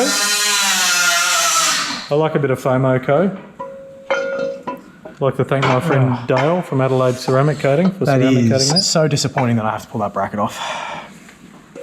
Oh, Joe. You could just back the bolts off. Oh, frustration. Ready? Yeah, go. Yeah, you know. Yep. Oh, I like it. Because I had fixed it. Do one of those Instagram bonk. Ready? Yeah. You might want to put the brackets on the bottom of the rail. Nah, this is just for the... Yeah, why would I want to try and get to them? For the gram, yeah. Do you want to get railed? Not me particularly. Just like a bought one. If you want to go to your I home. think it is. Hello, Mark. Hi, I'm Mark from HoonTV. This is an engine. Let's put a turbo on it. Press the right button. Press the f***ing record button. I know how to use a GoPro. Thanks, Travis. Come on, Mark. I know what I'm doing. Turbo. Ooh, do a turbo noise. Come on, give me a turbo noise. Zoot. Oh, sorry, that wasn't a turbo. Is YouTube happy with that? I'll redo that. Oh, no. I'll give you a second edit. Do the bolts I'll give up. you a clean edit. Hi, I'm Mez from Barrow the World, and this is an FGX Turbo.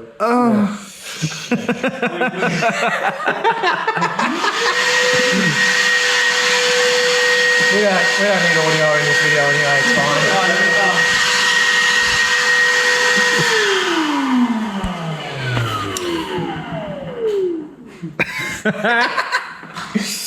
It is spoolie boy time. Oh my god. It's happening. It's really happening. Alright, job done, let's go home. That's the sound effect the kids. Wow.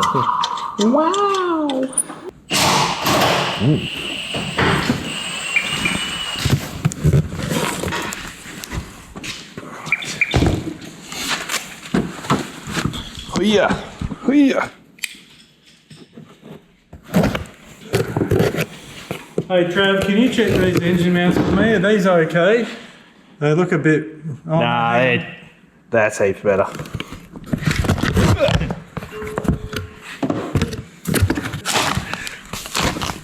It's so easy filming and doing a two-handed job. Isn't it? But Oh, it's same, but better. 1,000 times nicer. Look at that. Oh, that's pretty. This one doesn't have the unnecessary rope thing around it. And it doesn't look fat. Nice. All right, update here. We've had gyros. Yeah! And Greek donuts. Only thing left is the sump to go on, inlet manifolds on, Raceworks rails on with the MTQ injectors. Mez is finishing off the hot side. He's got the ceramic coated turbo manifold on. We've got the FGX turbo on. He's doing the water feed at the moment, and he's been working on, we've got this nice little Mackie-Lek bracket across here. This is XR6 turbo, and we also have the filtered oil feed line here. It's all happening. He's even got the water return there. It's like Mez has done this before. Maybe once or twice. Yeah. Yeah. You should start a business for this kind of stuff. It's not a bad idea. Yeah. Yeah. And call it barrowtheworld.com. I Yeah. hope no one's taken that idea. Yeah. Let's check. Hey Siri, search the internet for barrowtheworld.com. Okay, I found this on the web for barrowtheworld.com. Check it out. Ta-da. That was like a great Looks like your t-shirt. Yeah? Your one-stop barra shop. There's a barra pulled apart, everything. Crow cam valve springs, like the ones in this engine. Boundary oil pump gears, like the ones in this engine. Mez, like the one in this picture. No. Yeah, anyway. So, yeah, working on all this. Trav went crazy before, did all the mods and trimmed everything up. Got the PSR intercooler sitting in there. Mitch has welded the oil churn onto the sump. We've got the tough mount sitting in there now. And everything's looking schmicko. Might still get in there and wipe off the cross member and all that. It's a bit grubby. But, yeah, we're getting... I've got to run some boost control wires and that's it. Yeah, and as soon as we've done that, I think we'll slip the nice rocker cover on and flip her up and put the sump on. We can do that if you want. Yep, absolutely. 100%. Probably a bit much. Pat it, pat I it. think they're good. Definitely a bit much. Might take a bit of that off. Red boy coming in.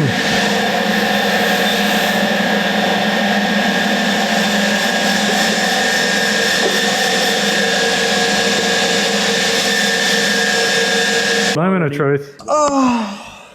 Perfect. Hell yeah. You should open an engineering business. Might think about that. Call it Hammond Engineering, like on your hat. It's a good idea. So the other thing that we've done is Trav's knocked on these are Raceworks adapters here for the breathers.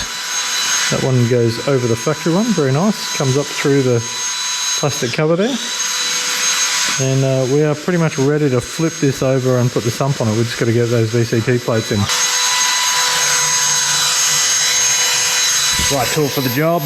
Yep. Look at that. Just give it a wipe down now. It should be like a bought one. Hi friends. It's getting late. Upside down engine. What is the time?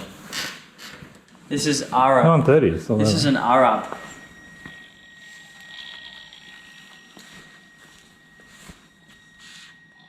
What? Got that on camera. Too much pressure. I honestly thought Mark was just standing here. I didn't know he was filming. He's always filming. Always watching, always waiting. Do the People are going to be sick watching this. Fully sick. Yeah.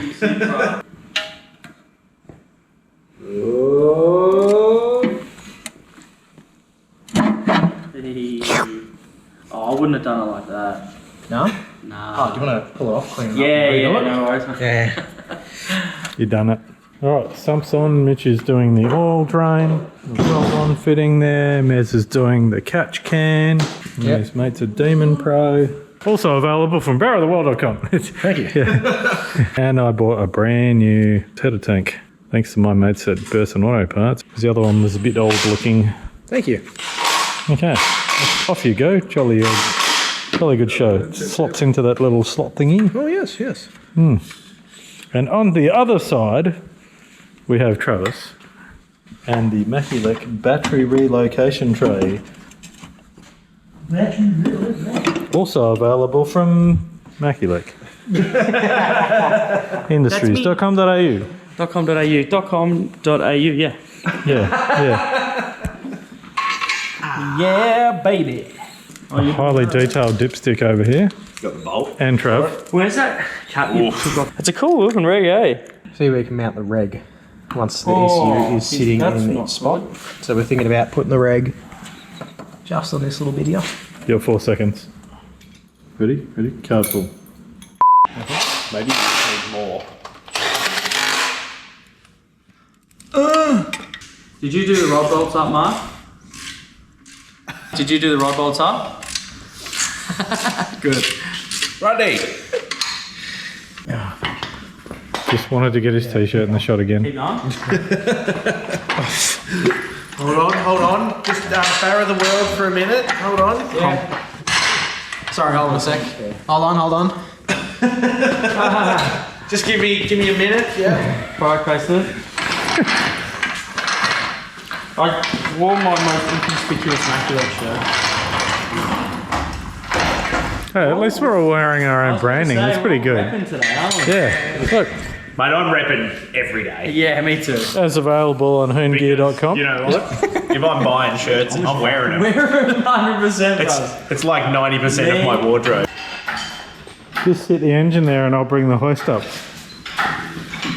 It's a flawless plate.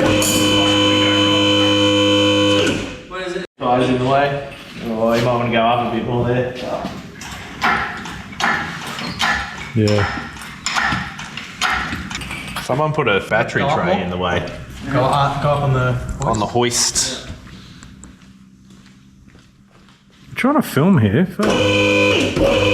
If only there was some sort of a magnetic mount and you could like put it on the car or something. If only. Alright, the most important thing. Hey guys, I want to show you something behind the scenes. Now, we've been using this little mount for a while here. This is a 3-footed monster. Now, it's a cool little name. We've used it in Cape York and the Kimberley. Now, I wanted to give you guys a heads up what it is because I know a lot of you guys, when you get out on the weekends, you love to take footage of your car doing really cool stuff. Now, this is, you basically just clip it anywhere on a metal surface. Got really strong magnets here. Just using GoPros or whatever you film with. You can run it on any different angle around the car. We've even used it underwater with great success, and we get some of those cool shots you might have seen in our show. But anyway, just thought I'd let you know what we use. It's a cool little product.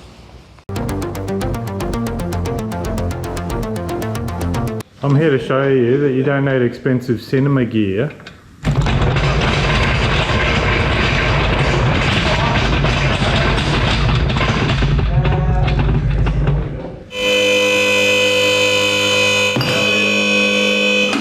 bit higher.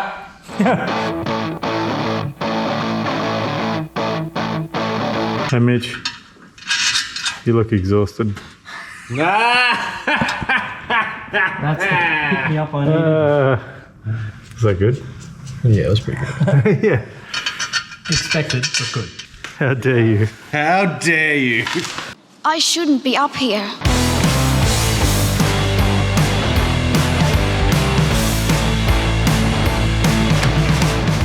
And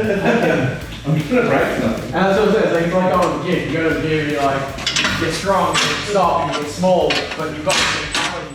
Are you ready? This isn't a YouTube first start, it's an actual first start. I'm not even pretending. Uh-oh. Uh-oh. You ready? I'm confident. Yep. It might start, who knows? It's fine now.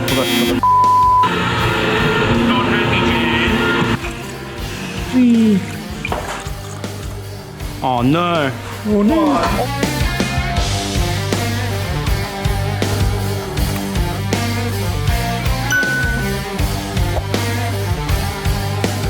Let's do a onesie daisies. Confident on the tail shaft, everything's tight, Mark? Yes. I'd like to say it's Sunday morning, but it's not. We already experienced Sunday morning once. YouTube thinks it's... So yeah. So we got out of here last night morning today at about 4ish. We got over here about 5 hours ago. Yeah. Yeah. At 4, felt like we got here at 5. So anyway, hang on, let's get an update from the boys.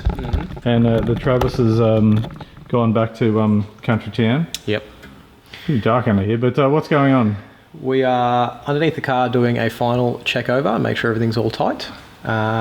Just dotting the I's, crossing the T's, basically. when you touch everything on the car to do conversions, you got to make sure that you touch everything when you put it all back together, because I promise you, especially with 3 people working on the car, it's sort of everyone chops and changes jobs. You just got to literally walk through the whole car and look at everything that you touched and make sure it's tight, or it's done up, or it's clearanced, or it's not rattling, or just stuff like that. So let's just go sort of back to front here, even though the compressors came on. So we've got the X-Force 4-inch exhaust on. That's all in. We went for the single tip instead of the dual because they come with duals. Fitted great. Didn't want to go for the dual one. I don't mind either way. I think either it is a bit of an old man spec to go for the dual exhaust. P-plate or an old man? I reckon it's P-plate a spec. Single just says turbo. So we've got the X-Force exhaust on. That's all on. Yep. And we've got the fuel pumps in the tank. I took the tank out, gave it a good old clean. It's very dark under here. And tank's all back in. Yep. Transmission is back in. Fresh Ryco fuel filter. Yeah, that's in. And Ryco filter service kit. Came out, yep. Ryco filter kit. Done a Ryco filter kit in that. We've topped it up as much as we can without actually starting the car. Once you start the car, there's a fill procedure. You got to put them in drive and get them up to temp, blah blah blah. So this fill plug is. Yes, I tightened it up, but we need to get it off again. Yeah, just make sure. Shifter linkage is all on. Starter motor tight. I've never showed this before, but it does have the adapter here for the dash fittings because the trans cooler, which normally sits here, which is an absolute piece of not nice, is gone. So they're like Ford's creation that they did, where it's transmission fluid and coolant going in the same direction. And sometimes the transmission fluid ends up in the radiator. Sometimes the coolant ends up in the transmission. It's a really good design. Yeah. And this is a 6-speed, by the way, as well. It is 6-speed ZF. It is the NA box, which is inherently a little bit, it's not as strong as the turbo box. I think it's clutch packs. Two less clutch packs. Clutch packs. There you go. Yeah, there you go. But still way better than the older 5-speeds and 4-speed. Yeah, 100%. And like we've done NA plus T conversions, and those boxes have held up, pretty well. As long as you're not aiming for 500 plus kilowatts. As I say, the box will outdo the rods. Yeah, 100%. And actually with the exhaust, we've got, so through there, it's got the cat in it, the full dump pipe, and we've got the, which one's the factory one and which one's the... That's the factory O2 sensor, which because we're using the Haltech, it doesn't actually utilise a rear O2 sensor. Yep. And we have got the wideband air fuel ratio sensor up here. That's something we need to plug in up top. We need to do that before we start it. In there, you can just see them, but we've got the tough mounts. And the FGX turbo, which is the stock turbo with I think 70,000 Ks on it I got, which looked pretty neat. Car's probably a bit of a clean up underneath. Raceworks, and you guys have changed these, so we've got the factory fuel line adapters there. They're just called GM EFI Quick Connects. Yep. They're great. They make life so easy. You don't have to use hose clamps like for the actual rubber onto the hard line. They just clip on, and they're super easy. So definitely recommend using those if anyone's doing a conversion. Yeah. There is a cable tie which hasn't been cut here. Thanks, Mitch. Quite triggered by that. Around here. Engine mounts are all tight, right? Yes, these are all good. Travman did those. So we've got new Ryco oil filter in as well. No, there is a couple of drips here. It's only because we've just put the thing up on the hoist, so we haven't given a wipe over yet. Didn't have an oil leak or a coolant leak when we filled it up for the first time. They didn't even have an oil leak or a coolant leak before we took the engine out either. Yeah, for some reason this didn't come with the OEM optioned timing case leak or sump leak, which is really strange because usually people option that when they buy these brand new. But this one didn't have that option, which is super strange. I've never seen it before. So we did install it though. That's what we did hopefully not. We did a retro oil leak fit kit. Cooler plumbing's on, just don't have the top pipes on yet. The cooler is in there, slight mods to get it in as per instructions. We've managed to sandwich the trans cooler up in there. Yep. And then, we're just doing the checkovers underneath, and then we'll get back to the top and think about trying to start in it. Yeah, we're super close, which is actually exciting. I've done a little tippy taps on the keyboards and set up just a little tune to hopefully get the thing running and idling. We can bleed up the cooling system, make sure it's got oil pressure, and make sure it's doing all the things we need it to. So I'm pretty stoked with how it's come up. The oil drain for the turbo has come up really well. That's not going to leak a drop, which is sick. Battery relocation, obviously, as you'll see upstairs. But yeah, we're pretty good. And just quickly, I'm going to just film a couple other things because, I haven't been able to film everything because I've been helping hands-on, and I wanted to anyway because I had a guy that was coming to film and he just never even rocked up. Not sure what happened. Hope he's okay. That's all I can say. Yeah. No hard feelings, but yeah, he didn't message, so that's... He must have just dropped his phone on Saturday morning and broke it, so he couldn't reply. Maybe, I don't know, but you know, yeah. I don't know. Hope he's okay. Yeah. But it would have been cool if I could just not filmed, but you know, I'm not one of those baller YouTubers, so you know, I can't afford to pay 1 million people to come and follow me around, so. What do you mean? Yeah, well, you know. So yeah, some of the stuff we have been using is this Easy Squeeze bags, which are awesome. More of the Easy Squeeze bags. We've got transmission fluid in here, Newlon oil, which is the Apex Plus 10 to 40. We've still got some octane booster there, which we might throw in anyway. Brake fluid, yet to do that, but I am going to give it a brake fluid flush and the full premix coolant here. So big thanks to Dawsey and the crew at Newlon. We do have that, but we're actually running Mitch's aftermarket air filter setup, so that won't fit, so that can be Mez's present. We've got some spare rotors here, which are the factory turbo rotors. We just need the adapters to put the calipers out further. And there's also a cabin filter here, which I've done one of them before in a Rocco video, so once the car's down off the hoist and I can open the door properly, I'll throw a new cabin filter in it and see how clean or dirty the old one is. So yeah, other than that, we whittled down the parts. There's a few little bits and pieces in here left over, but pretty good. This was a mess before, there was crap everywhere, but we've done a big clean-up mission, and now we're on the pointy end. Just a few little things to tie up and then get a tune in it, and then maybe lower it, but we've at least got the wheels for it, which look really cool. So we'll see what's going on. Righto. We good? Yeah. Sorry. Shouldn't be swearing on camera. It's alright, Fred. 13. Do you want to grab a 13? Because I don't want to drop power in and out constantly. Thank you. Whee! Oh, we got fuel pump prime.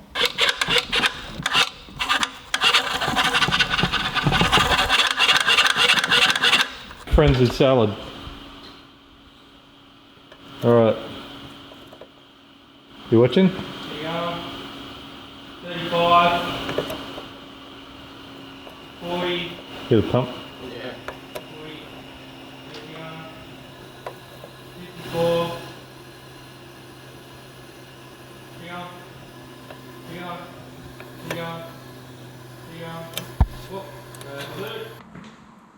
Alright, we ready? Are you ready? This isn't a YouTube first start, it's an actual first start. I'm not even pretending. Yeah. Uh-oh. Uh-oh. Right, ready?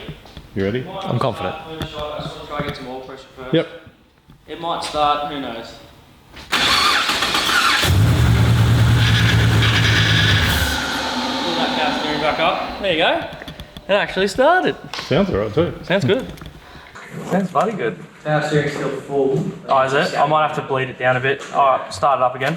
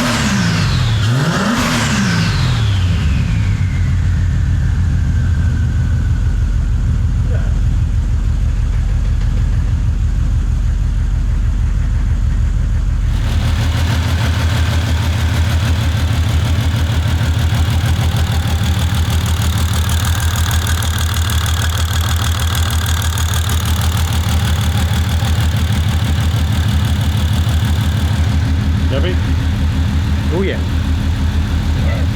Actually, it's quite nice.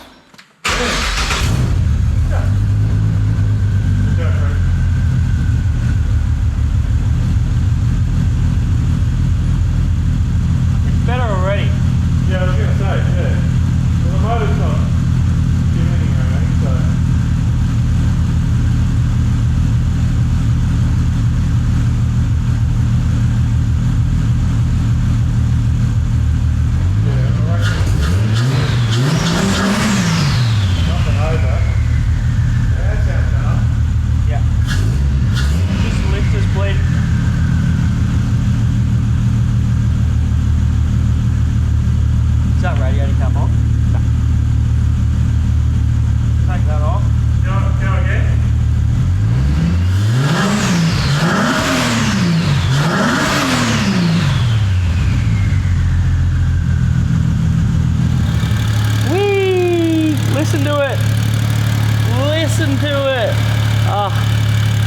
That sounds pretty good. It's like Bloody takes like 10 minutes, oh not even that, 5 minutes sometimes. When you take lifters out, they go all weird and they pump up and do weird stuff. So it sounds like you got about half a PSI compression. But once it runs, gets it all circulating properly. We've got like 60 PSI of oil on startup, so heaps of oil pressure. And it's running like a kitten, purring. We haven't even got a leak, have we? You're joking. We're gonna have to undo something. You can't start a car on YouTube without leaks. Well, we've got a heat cycle. Were we installing the factory optioned leak? Oh yeah, no, yeah. Yeah. Did you put it in? I didn't put it in, did you? No, I thought you were doing it. Oh, that's how rich you. Alright, success. It runs. No intercooler pops on yet, so there's quite a low boost arrangement, but The Bluetooth, we got one of those Bluetooth cool pipes. it's a steamer intercooler. Yeah. Better do the token Insta post. But yeah, Mitchy's onto the tune here.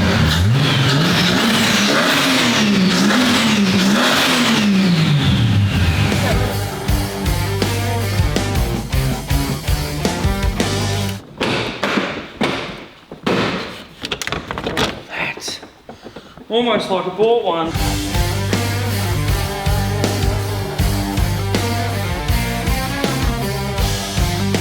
That slips. It literally Slips in. just that section there. Alright, is it going to need to be lowered or is it going to be good? 100% it's going to need to be lowered. It is going to be, it's still stock height, isn't Mitch, you're it? 30 now, you're old. I know. You got to think about these things. I had to think, and it still needs to be lowered. Yeah, true. No, it looks good, I'm happy with it. Looks very shiny.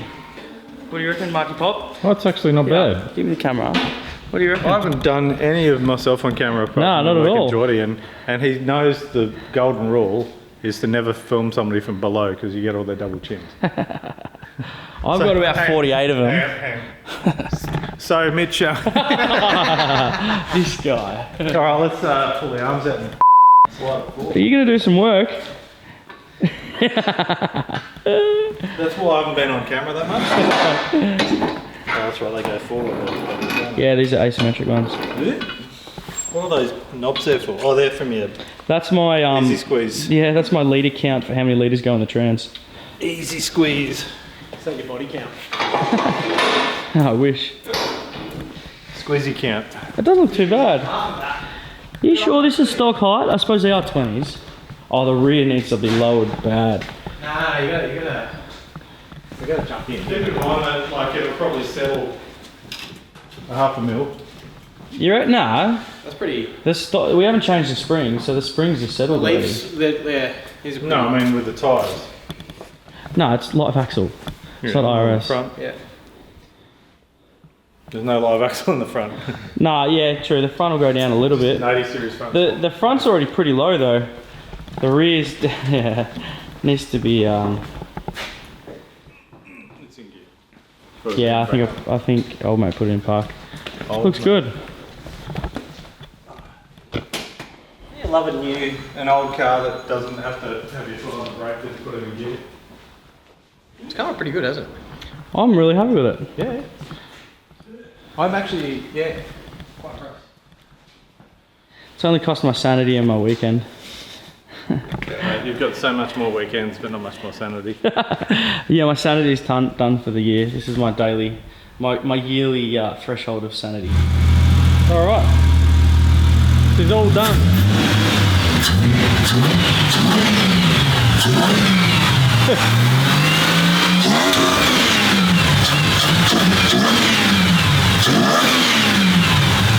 It's all done except for that intercooler pipe. It's not there.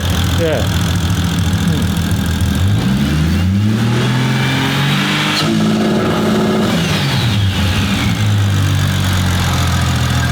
So what's the trigger for is that cruise control or something, or what have you set up? The way that we're going to set this up, we'll have a chat to Brett about it when he tunes it. The way we're going to set it up is your cruise control. So the best part about the Haltech is you can set anything to do anything. So if you wire something to the Haltech, you can utilize that to do different things. And because the plug and play sees all the cruise control switches, because obviously you have to set up cruise control with the Haltech. So we can actually utilize cruise control systems switches under different scenarios to do different things. So what I've got it set up as, if your cruise control is disabled, your accelerated pedal position is over 75% and you hold down one of the cruise control buttons, it'll actually turn the rolling anti-lag on. So rolling anti-lag is like almost like a pit lane limiter, but you can do it at any RPM or any speed that you sort of set up. So yeah, we're going to utilize a lot of the factory switches to do like boost selection, so you can change your tunes using the cruise control switches and stuff like that. So yeah, the Haltech's definitely a good thing regarding the customizability and, you know, all the different bits and bobs you can do. As I said, we've got oil pressure, we've got all the fuel pressure, flex fuel, wideband. Just those safeties alone, in my opinion, are, you know, warrant enough to get a Haltech just for the safety of the motor. We're going to get 7% battery, 6 now, so. Well, I better shut the up then. I was thinking that a while ago, but. No, good job. Good job. Happy days. All right, home time. Home time. Woo. Almost done. A couple of little things. I think I left a pipe in Adelaide, so I'll take the blame for that one. Another one coming tomorrow, so nothing bad. Couple of tiny little things finish up, get it on the dyno, tune it, take it for a road test, it was like, and yeah, but it sounds amazing. Mitch has done a brilliant job. Massive thanks to Mez for all his help, and also massive thanks to this guy here for for letting us use his workshop and his smarts. So yeah, very, very cool. And his dums. And his dums. His dog didn't even throw up on my foot this time. I was very disappointed. Yeah, should have brought it in. Yeah, all right. Battery is flat. What charge is that? USB-C. Yeah, come here. Yeah. Oh, it's been sitting around the It's whole time. recording, but the battery thing is like got a line through it. I know you guys are in the middle of a conversation, but we've just got the FG here. It's out the front, ready to go. It's at Dean's, coming in for a 4-link and a cage. Done by the end. Yeah, right. Done by the end of the week. Yeah, Done by the end. No, we actually work in 2-day allotments, Dean. So That's okay. I'm gonna have a day off. no, we just came by to see Dean because he's actually been looking after my trailer for me because he's such a good. I'll say the and just beep it out, but yeah, thanks, Dean. He's all over it. Been in media that long, can't stop saying it. Got to give a mate a plug for his YouTube channel. So look in the down below. Not that, yeah. And watch his channel because he's got all sorts of cool fun stuff happening, like Barra Falcons. Is there anything apart from Barra Falcons here? I think there's a Barra Falcon there. Yeah. Yeah. And I'm not sure if you missed the Barra Falcon as well. Yeah, okay, cool. Yeah, even though he's a dirty LS boy. So, yeah. Just gonna go put this on the FG. Yeah, nice. Yeah. We'll be back. Cool, all right. Oh, this is Brett. You remember him from the video where his missus tried to lip a car?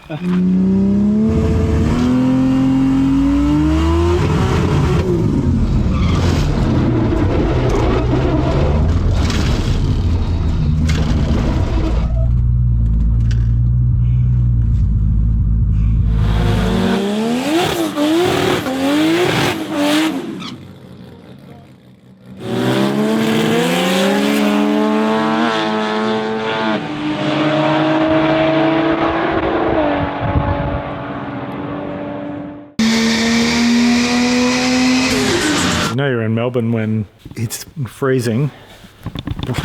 I'm sure it's right. Yeah. Yeah. Hang on a minute. Yeah.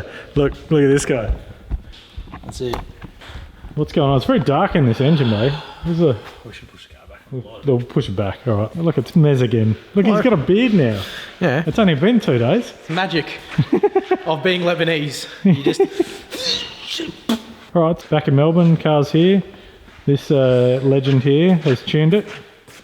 Look at this. Hang on, we've got to get the hoodie in there. You can also own one of these. You just have to contact All Trade. There's a Mustang there on the hoodie, and there's a Mustang there, but hang on a minute. So anyway, yeah, the car's done. There's a couple more things I want to finish on it, which one of them includes putting the turbo rotors on the front and the brake caliper brackets to match that. Got all them ready to go. Other than that, Mez, how do you reckon we've gone? It's all come up pretty good? Yeah, well, now that we've got the intercooler pipe on there, yes. so it's adds some boost finally. Yep.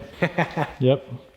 But no, it's all in, everything's running. Brett's tuned it. Thankfully, Brett's probably loving the fact that I wasn't here bugging him while we were tuning it. So. Absolutely.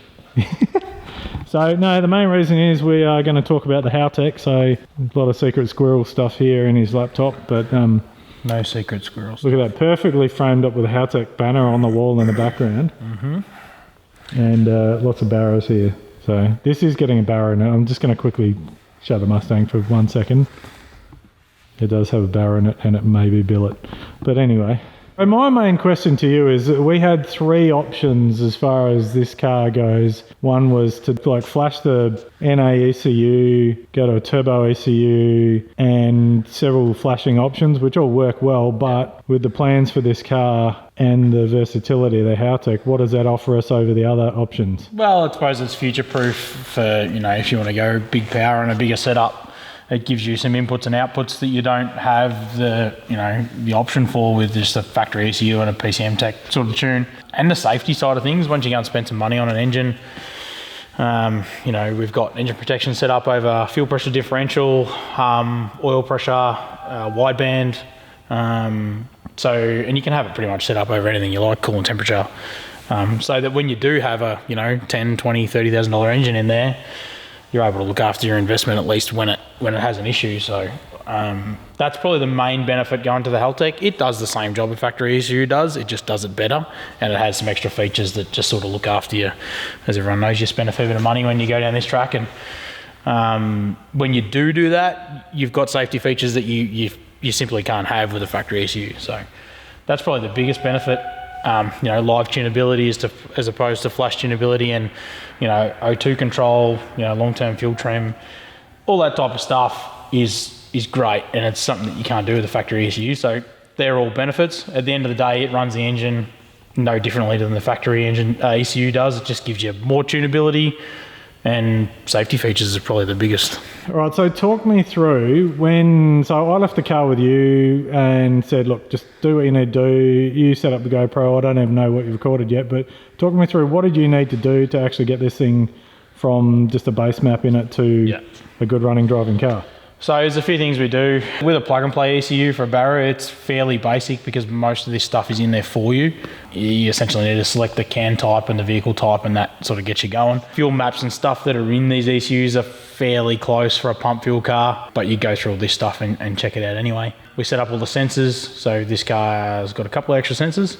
They're all set up in there, oil pressure, things like that, and that allows us to do engine protection. And probably one of the main things is, although we have wideband O2 control, we turn that off. And we turn that off until we've tuned the VE table. And once the fuel table's tuned, and within, you know, 1%, 2% of the target, then basically the O2 sensor and the ECU have got a much smaller job to correct the target, and that's your target lambda table. So this table here basically tells the ECU what lambda value you want to see at a given boost level. This guy's a little bit on the rich side on boost to try and keep things together, being in a turbo thing, but nothing crazy. And that lambda target table then is what we would tune this base VE fuel table from. And this base VE fuel table here is essentially airflow through the engine, and that's how the ECU calculates the amount of fuel it needs at a given load cell. Then once we've tuned that table, we'll go and turn on the O2 control so that we can use the O2 control or the wideband controller. Pretty much a must. You can order these ECUs without it, but I never have, to be honest. You'd always run the wideband, and that way, once it's tuned and dialed in, you dial it in without the O2 sensor going. Couple of reasons. One, makes the fuel table much more accurate, and if the sensor ever has a failure or anything like that, you're not relying on the sensor. You can rely on the sensor, it will do its job fairly well, but it's not ideal. So once we get that VE table tuned, we'll turn the O2 control back on, and then basically go back through our tuning again and check our load cells and do some driving on the road as well, because it does differ from the dyno, and just basically verify that our target lambda table and our actual lambda reading is correct. And then during that process, when you're first setting it up, we're also doing ignition tuning in there as well. There's a fair bit to the ignition tuning, but the crux of it is the base table here, which is essentially timing over map reference from vacuum all the way into boost. Yeah, and then there's a whole heap of other setup, transmission stuff. There's some secret sauce stuff in there to make the ZF work, and the other side of the ZF is actually tuned in the TCM with PCM Tech. So I do a PCM Tech tune on the TCM, and then some of the torque reduction stuff and engine side of things to keep the auto happy during a shift is done inside the Haltech.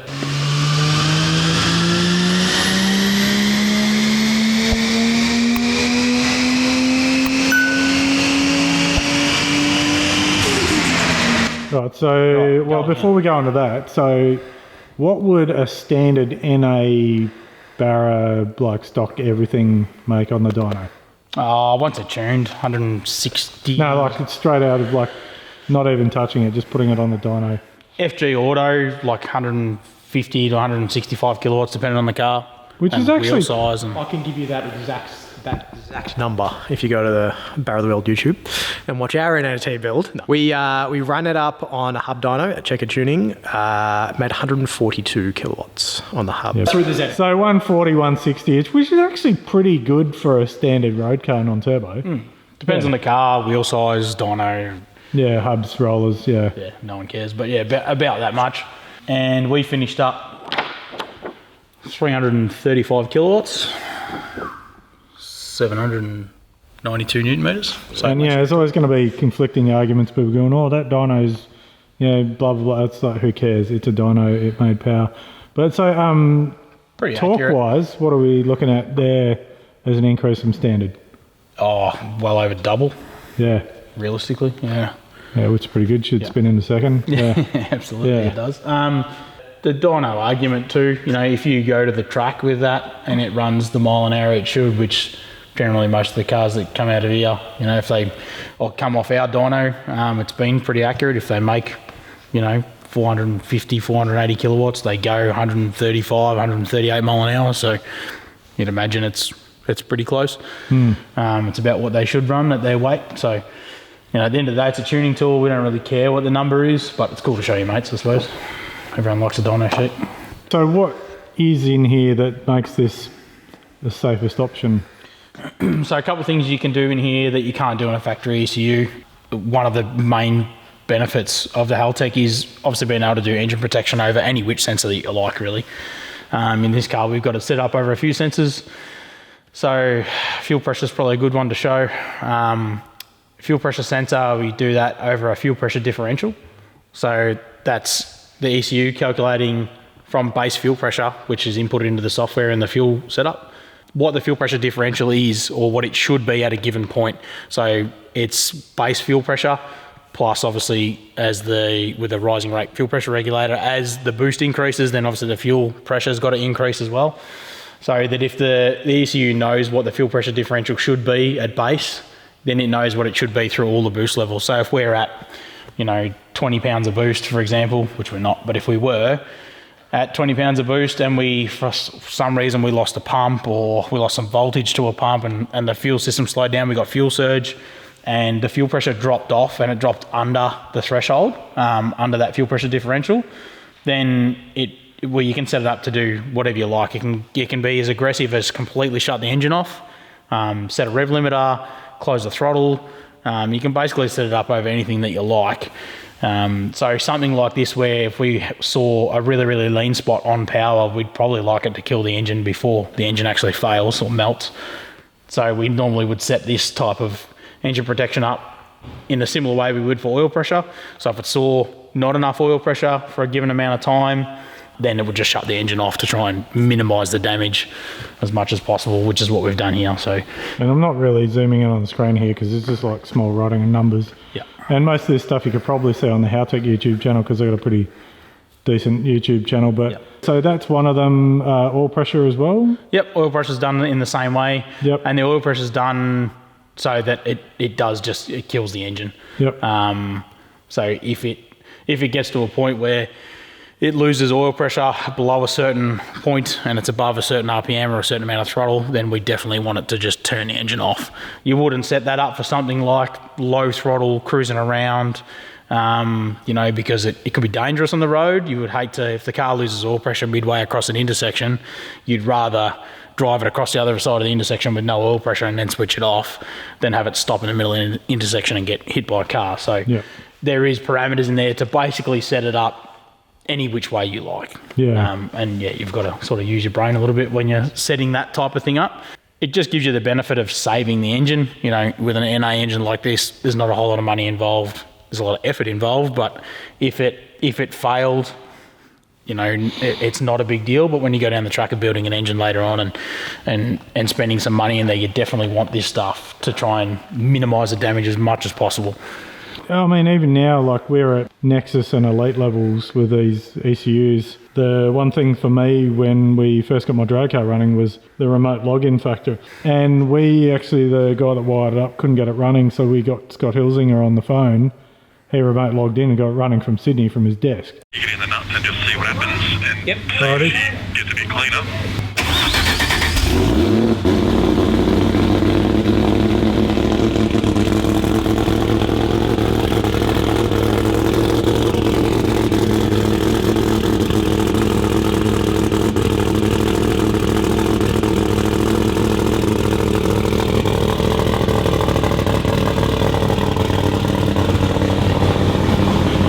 So that's where, like, this car with what's hopefully happening with it in the near future is whether or not I'm there and I've got the laptop and there's any questions to be asked, we can just ring you and then... Yeah, we can just log in and look at things both sides, yeah. I do it for, not so much for the drag racing customers that I do, because I'm usually at the track with those guys, but speedway guys, where they're off racing all around the country, I'll quite often get a phone call and just have to log in and have a look or check a data log for them and see if we can find an issue at the time.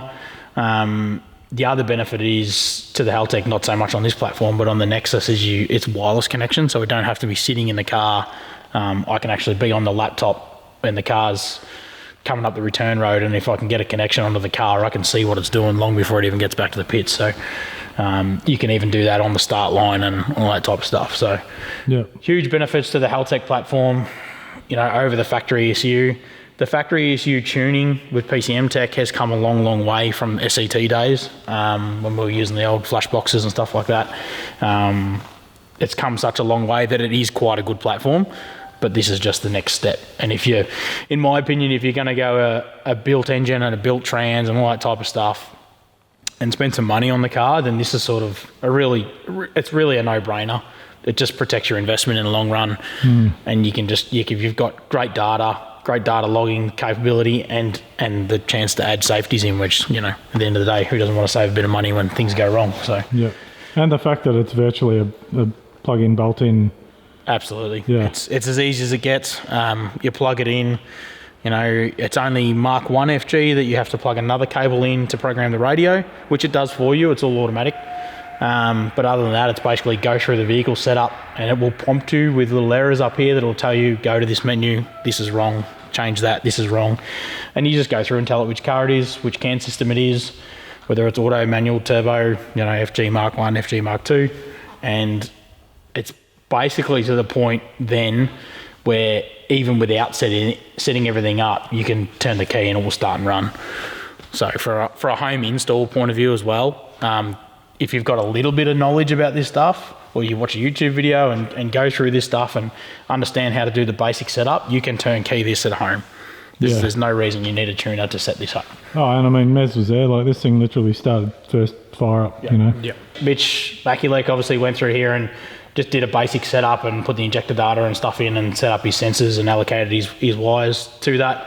And he got it running, and it was running pretty well, to be honest. Injector data was pretty close, and it was all pretty good. That's another thing we should touch on, I suppose. How simple it is to add a sensor in the Haltech, and how simple it is to see where the wiring's going. So there's not necessarily allocated wires for specific sensors like there was with ECUs back in the day. You can essentially pick any voltage output or input for sensors or controllers, and you can simply turn a sensor on in the menu, and then you'll go into that sensor. It gives you a wiring tab. You go into the wiring tab, and it tells you what wire is allocated to that wire. If there's not a wire allocated to it, or if you'd like to change it, you just click assign, and it gives you a list of available inputs that you can select to control whatever you're trying to control. You can also change the pull-up resistor on that particular output, so whether it requires a pull-up or not, and it's just a drop-down menu, click and select it. It's as simple as it gets. And if you're wiring the car up, before you even start the car or even start to wire anything up, you can actually allocate all this stuff in the software, and you can go into the wiring tab up here, and it will give you a list of everything that you've allocated, what the sensor is, what wire it's outputted to, the pin number, the color of the wire. and you can then print that, and that is essentially your wiring diagram to wire up the car. So not that there's much to wire on one of these cars, one of these plug-and-play ECUs, but if you're doing something like a Nexus where everything's wired from scratch in a race car, this allows you to essentially wire the car on the computer, click print, and basically just put the wires where it tells you. Yeah, It's nice. as simple as it gets. Well, that was pretty awesome. Yeah. My main question is how soon until I can film that? When I get a heap of spare time and do sort of the last bits and pieces to get it together. Engines. Well, I'm keeping this white here, but that is a very sexy looking car. Yeah. Yeah. A little bit grubby, but we'll get there. Oh, it's in the workshop, so. Yeah, we're getting close. Engine's all done and ready to go together. Mark Mickey 3-speed's ready to go in the car. It's all here. Billet 2-piece converters here. Everything's here. I've got everything from the gearbox back. So next is pretty much plumb and wire the car. But one day when we get a bit of spare time, we'll finish it off. Oh, I can't wait to see it go. Looks pretty good. All right, well, it's freezing and it's late, so we should pack up, but thank you very much. No worries. You're a legend. A barra legend.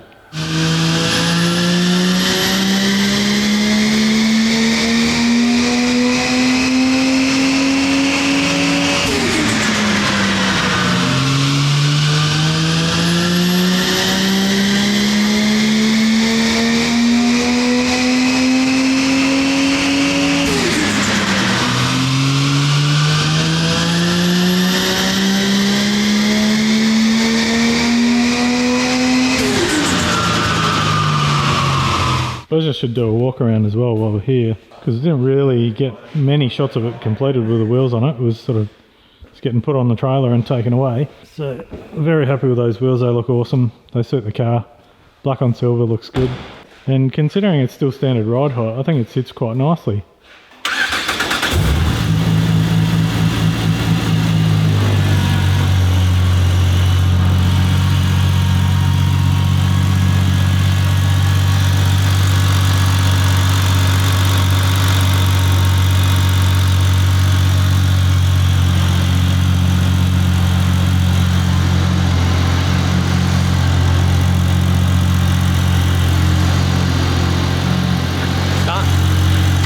It's done. All in one weekend. Yes, that was genuinely a very impressive weekend by all to get that done and to have it looking that neat as well.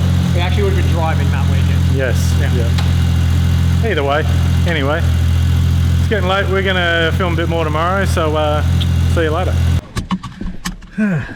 All right, so in this episode of Coffee and Cars with Barras. Good morning, Ness. Again. Morning. All right. It's funny though, because like you jump into a car that has more vibrations and more noises, and it gives me that instant I'm in a race car feel. Oh yeah, and as soon as I started this thing up, I felt like it was like, I'm like, oh, this thing feels fast already. I've never driven it. And it's funny, so I mean, like, I've been so used to this car being a mild-mannered NA boring FG, but now it's kind of like, it's not crazy at all. It's like, it's just nice. Yeah. It drives really nicely. It's not fast by any stretch, but it's fast enough. But it sounds good. The X-Force exhaust sounds really nice. I expected it to sound good, but it sounds way better than I thought it would.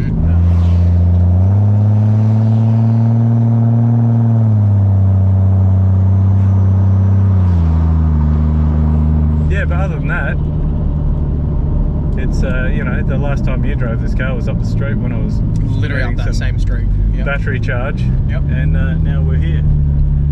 Yeah.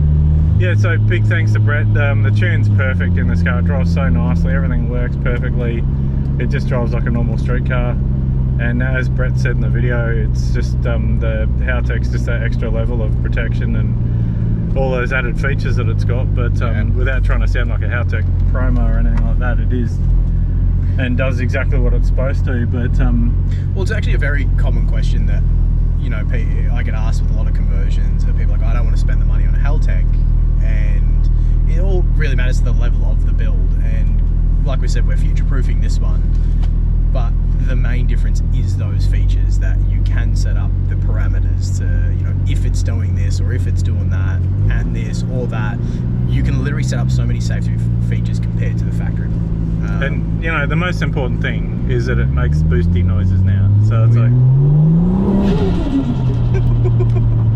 your dose is so much more aggressive than mine. that is an aggressive. This is like VL spec dosing.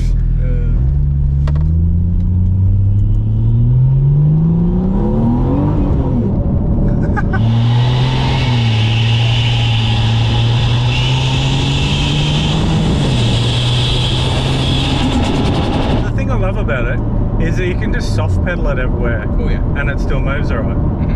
It's like literally on like quarter throttle and it's like 80. I think because it's got the 3576 on it as well. Yeah, it's the smaller turbo. It's very responsive. Yeah, they're a bit more responsive. And you can just drive on doing that all day. The dose out of this with Mitch's intake kits and the PSR cooler kit, they do make a nice noise. The induction noise and the dose. Yeah. And it's so it's not offensive as well. The exhaust is quite nice. Yep. It's got a fair hum to it now compared to standard, but I mean that was non-turbo. But yeah, it's not aggressive sounding. It just sounds nice. It's kind of it's almost too legal. It's like. Yeah, but that's kind of what we were going for this. I mean, effectively, on a NAT scale of things, how would you... I mean, it's probably not the cheapest one because we've gone for the Haltech and other bits and pieces, but how would you rate this? Look, I think this is the perfect NA plus T build. If you minus the ECU, like you just said, that it can be done in multiple ways. So if you've seen our NA plus T build, we utilise the factory intake manifold, the cheaper end of parts of intercoolers and stuff like that, just to make the budget build. But with this one, utilising the factory turbo intake, the larger cooler kit, aftermarket fuel pressure regulators, things like that, it just shows that there are different options and how well it can be done with a great result. Yeah, and I guess this build hasn't been like an instant thing as well. I had this sort of plan for a while before the current plans for the car, but it sort of sprung into action. I'd just been stockpiling parts, and big thanks to the guys from Late Model Ford Spares in Sydney, who are legends, and they got a pretty cool workshop there.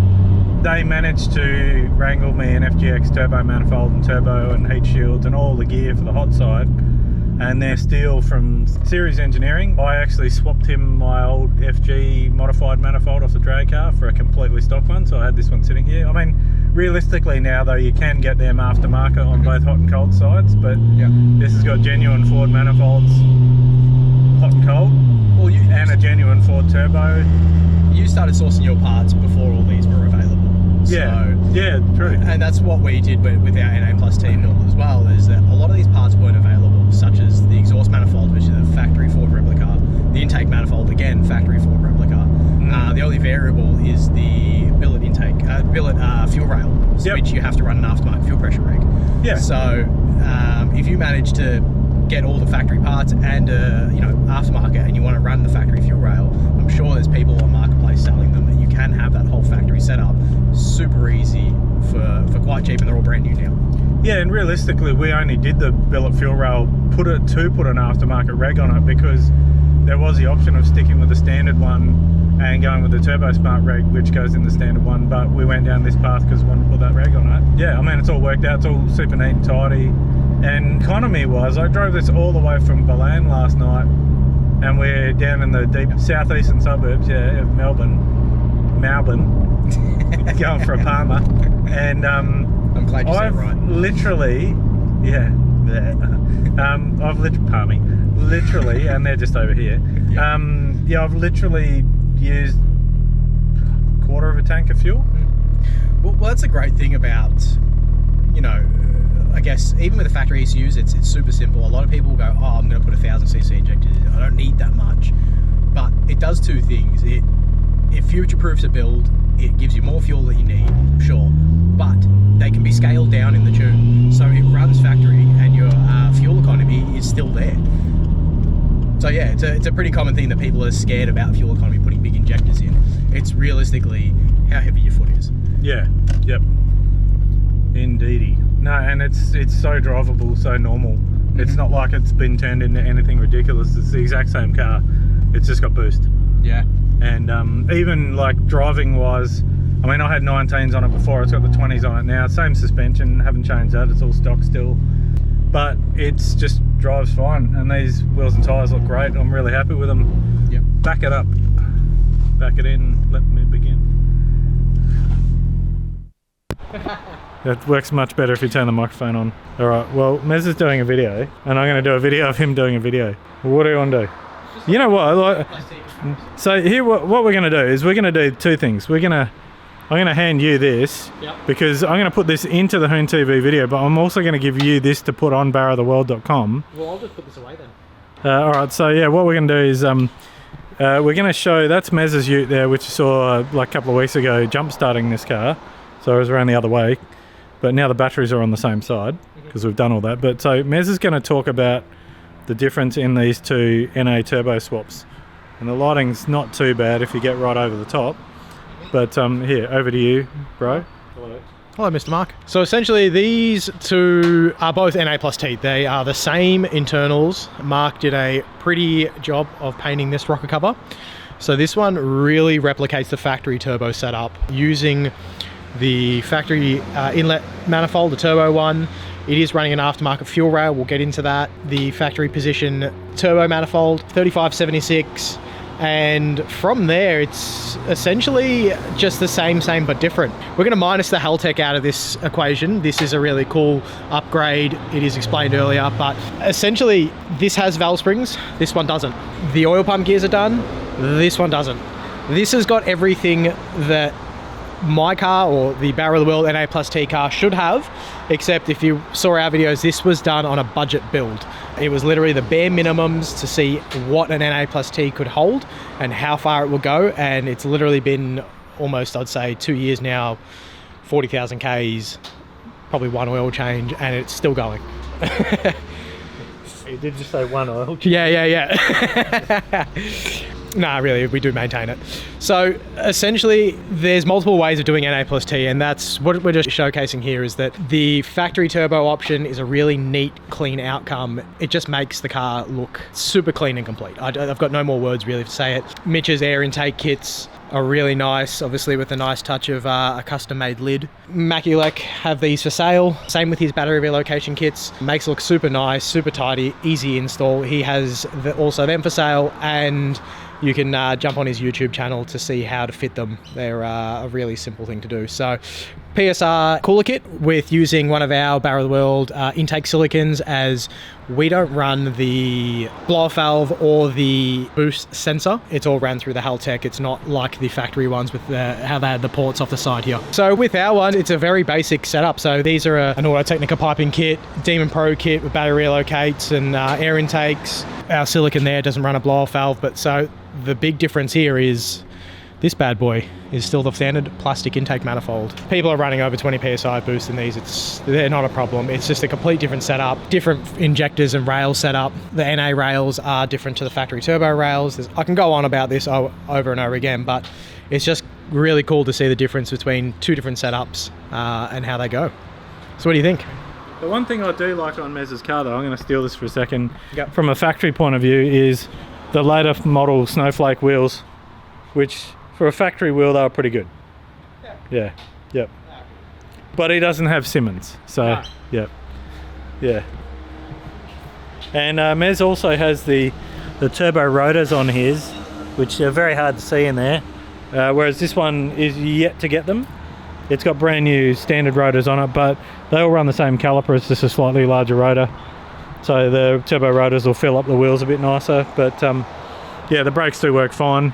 And when I say fine, very, very well actually, being the Bendix Ultimates with the pads and rotors. But as Med said, big thanks to everyone that's helped out on this. It's super clean and it's come up really nicely. We haven't gone overboard. We've just done what we needed to do, and even down the fact that, you know, went straight into Burson Auto Parts. They had a brand new Dayco header tank on the shelf there, ready to go. I think it was like 70 or 80 bucks, and it just brightens up the engine bay, makes it look a bit nicer. Yes, there is an airport right next door. Just makes everything new. Like mine look pretty much the same as Mez's. There's nothing wrong with it. It's just, it's got 10 years on it. So yeah, a bit more detailing to bring up all the plastics and stuff like that, and then this thing will look Mickey Mouse. Pretty happy, and now it's time to go and visit some mates that we saw in an earlier video. I wonder if they're there. I'm dumping Mezzo, he's staying here. Yeah. So This is where we break up. yeah.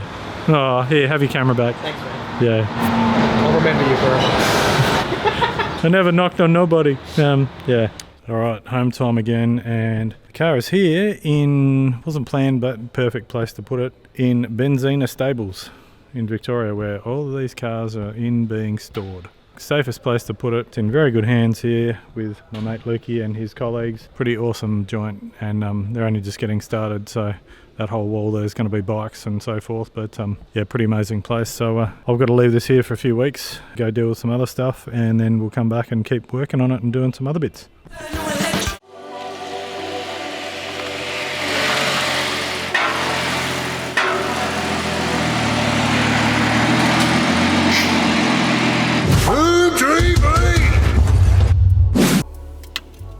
It's legitimate now. It's been on there for a while, but it's actually Howtech in it. Alright, so Box's funky camera efforts. I can't even see that screen, but I'm in Melbourne, going to get a Palmer. Sorry, I had to. So, Full Boost Garage. Yeah. I'm just here to take up my membership and use the garage, but we're just going to Burson, and we've got some suspension there and some brake rotors. Picking them up, it's only around the corner. I don't know how to get there, but I've got my tour guide here. So car's coming back here, we're gonna put the suspension in it, and then this afternoon I've got to go see Mez. So let's hit the road and see what Luke thinks of the car. He loves Barras, absolutely loves Barras. Oh yeah, I forgot my earplugs, so this might be a problem. As my wife would say, your car sounds like a horse. Go straight. It sounds like a horse. It does actually, yeah. You know what's funny is that, like, I've literally never actually owned anything turbo aside from my drag car. Yeah. And a turbocharged motorbike. I've come close that many times to buying turbo cars. Like everything from like ET turbos to you name it, but I just never really did it. I was going to buy an Evo at one stage and all that. It's funny, I was speaking to our old mate Jay Cantor in America this morning. I was driving this. I said to him, the hilarious thing is I've owned this car for like 3 and a bit years, and it's just been a great daily, everything like that. And now it's got a turbo, and I'm like, it's actually heaps of fun. Heaps better, and now you're getting rid of it. Yeah. So I'm gonna have to get another. Well, kind of letting the cat out of the bag because I haven't actually said that in the videos at all. But cut. yeah. But no, there are some pretty good plans for this car. So and who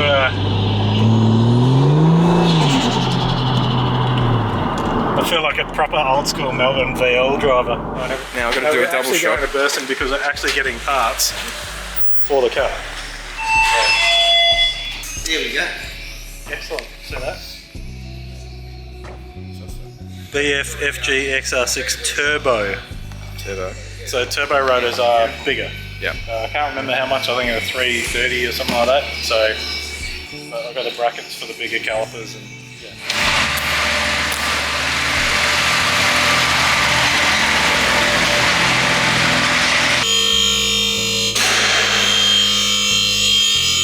So you gotta admit, the Simmons do look good. It wouldn't be Australia without Simmons on an Aussie Ford, yeah?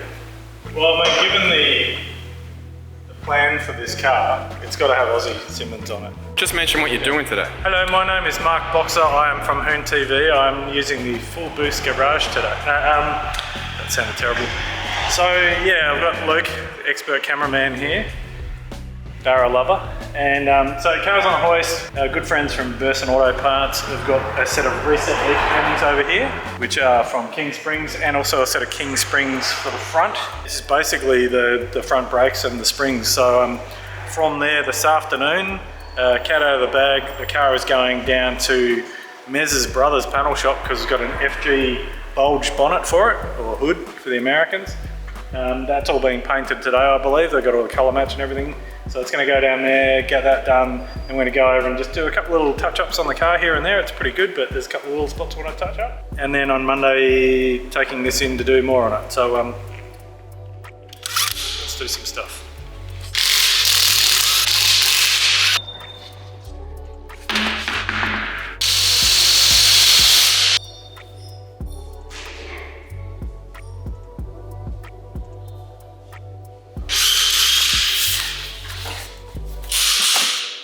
Never have too many car colours. Yeah, so rather than getting like the Brembo upgrade and stuff like that, the turbo's had a larger rudder on the front, so you need the larger caliper bracket, so we'll take that one off and compare them.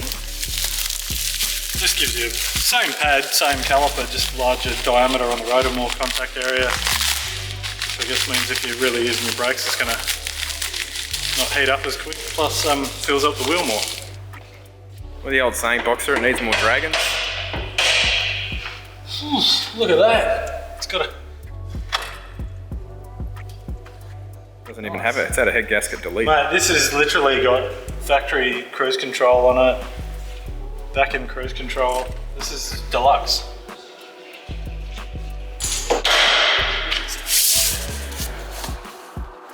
Like brand new, they've literally just gone in, so done a few stops, but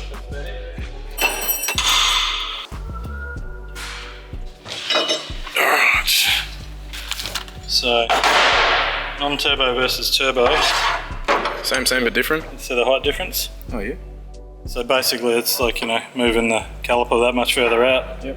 Same caliper, same slides. So put a bit of grease in there. There you go. Oh yeah. How much bigger? About an inch bigger? Yeah, I'd say so. Inches matter, man. Hire someone full time just to keep your tools cool. 20.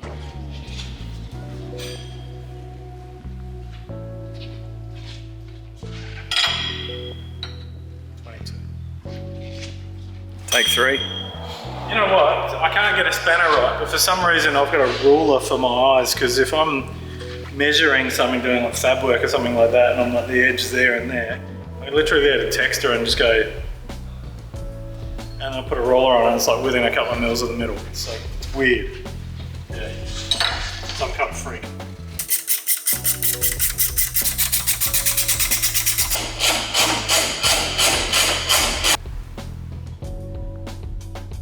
So you know these YouTube videos where they're like, yeah, today I'm going to tell you all the difference between this kind of springs and... No. There's about 10,000 YouTube videos already explaining all that kind of stuff. So yeah, search that. I'm literally just changing springs using a spring compressor so I don't send it through Luke's new ceiling. You can tell these springs aren't too low because you still need spring compressors on them. If we went like full Bankstown spec, you just drop the springs on and then do it up. So actually, like, the car would be nice if you could actually drive it. Yeah. Maybe I'm just getting old. Boxer, I'm hearing you twice. You're up here on the big screen. That's the magical sounds of Mez from Barry the World and Mitch, Mackie Leck, both upstanding gentlemen. Good blokes. Yeah, that's cool. Just talk to him, let me know. In worst case, I mean, it's an after effect, but obviously plan on doing it at some point, so. Yeah, yep, with like 1,000 horsepower one, yep. One step at a time, yeah. Yeah. Alright, dude. I'm not scared, we'll get there at some point. No, I've seen how you drive, it's all good. Yeah. But alright, man, well, just give me a ring tomorrow or text me or whatever, and I'll be around. Yeah, cool, alright, speak then. Have a good night. Peace. See you, man, bye.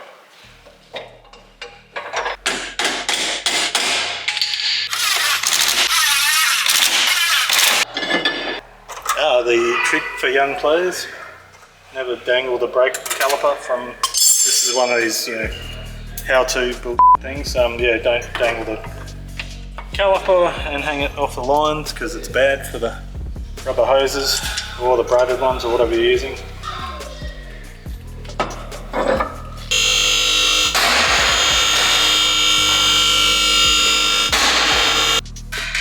So fun fact, when I bought this car, it was a used car from a Ford dealer, and I was saying that the leaf springs are noisy, and the mechanic in there literally just mate them with WD-40.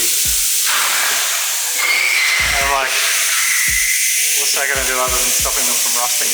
Like, so I just gave up. I just refused to do anything, even though I was under warranty. And now we're putting new ones in. Yay!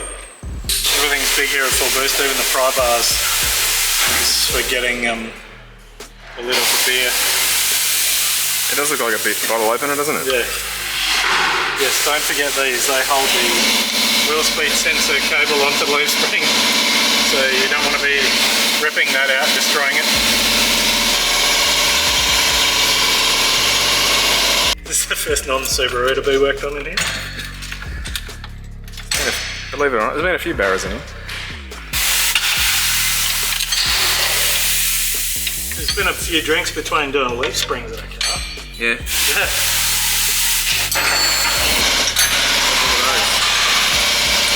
Get your hands dirty, Luke. They're not that bad condition. They're just dirty. They're just a bit crusty on the edge there, but the actual inner is alright.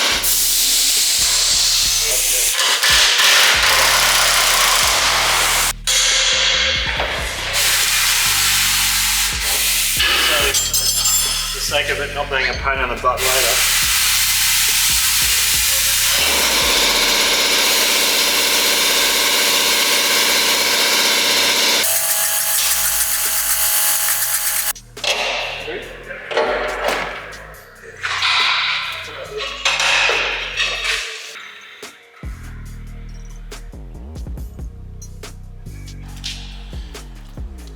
What do you got there, Boxer? Uber Eats. Enright. Uber Eats.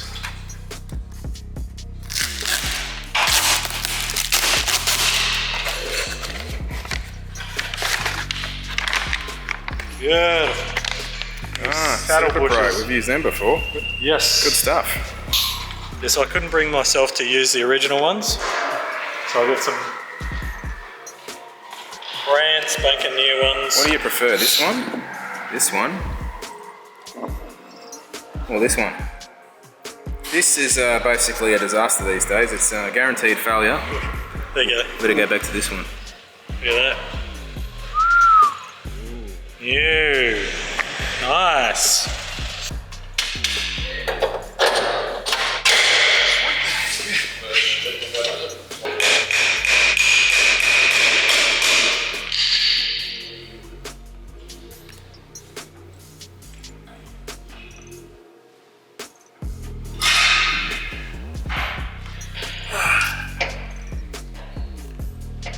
Need a bit of lube.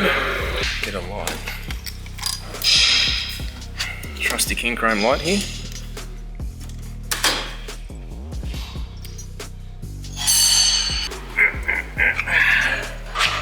Dude, what are you doing?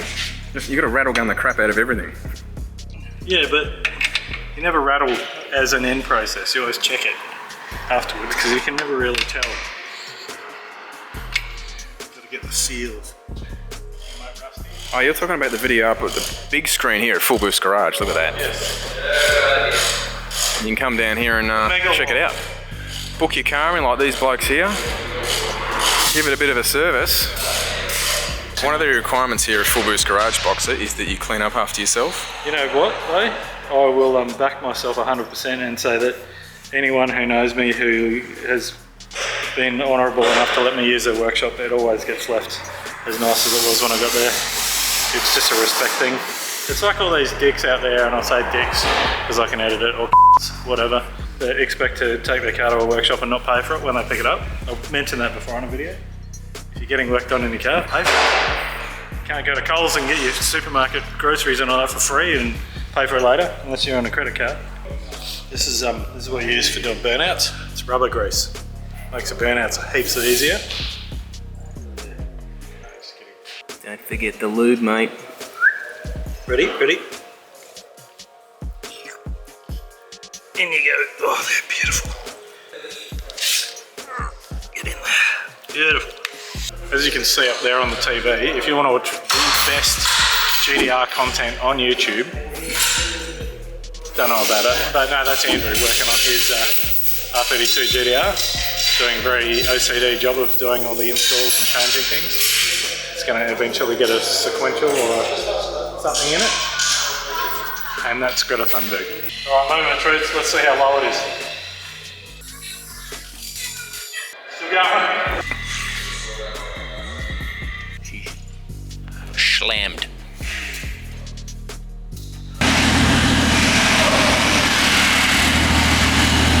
Just while we're on the way out, that is the greatest car ever built. You know it's got 530,000 Ks on it. Impressive. Actually, that's low mileage. That's a 427 in it? That's a low mileage AU.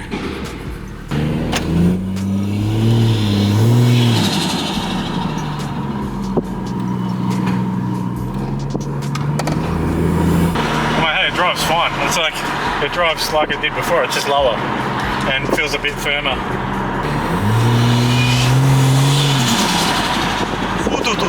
You fit right in Melbourne, mate. Yeah, mate. I genuinely really like this car now. It's just, it's the right kind of power.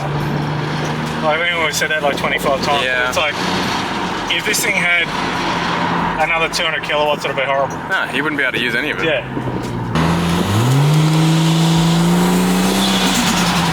Just drive around doing that. Making horse noises. Mr. Ed. That'll be the number plate for it. You know what though, clearance wise and everything already, like been through some bumps around corners and everything. Not one tyre rub, no nothing. Yeah, that doesn't rub. Super happy. Well, I thought it'd easily pick up a tyre because it's close, but I think on full lock, is it? No, offset, perfect. Big shout out to I mean, obviously the guys from Tippy Tyres fit 20s to everything every week, or bigger. But I mean, this will be the telltale through here. But our driveway's pretty good. Like, yeah, it's got a nice entrance. Yeah, you've done well with this, especially the amount of cars that you'd have come through that are, make this look jacked up. So.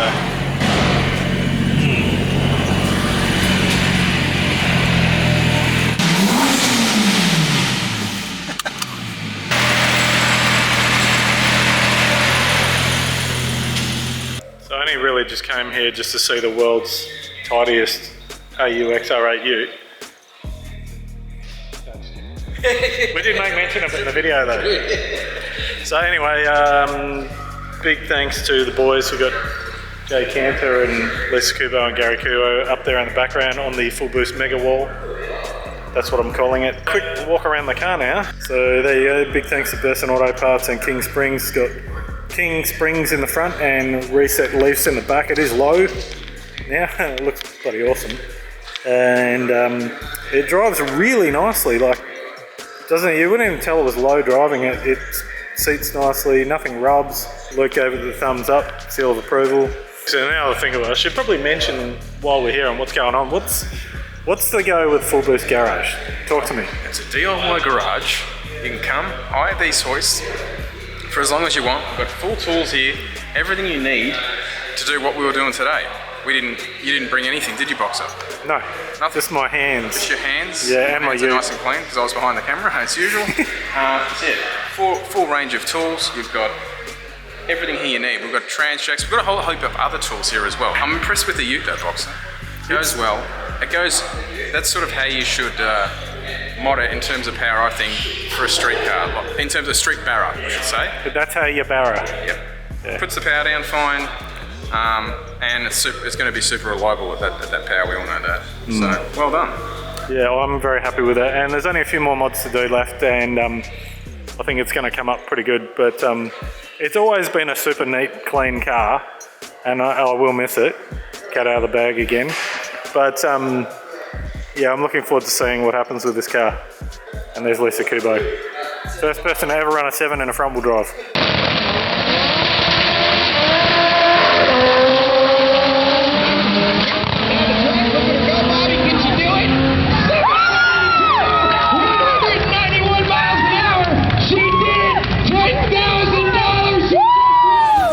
If it wasn't for these two guys here, you know, yeah.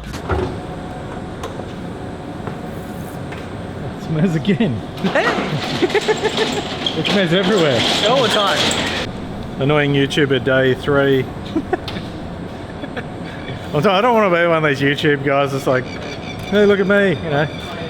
He's already getting into it. We're getting started. All right, hang on, Mez. What's going on? What's going on?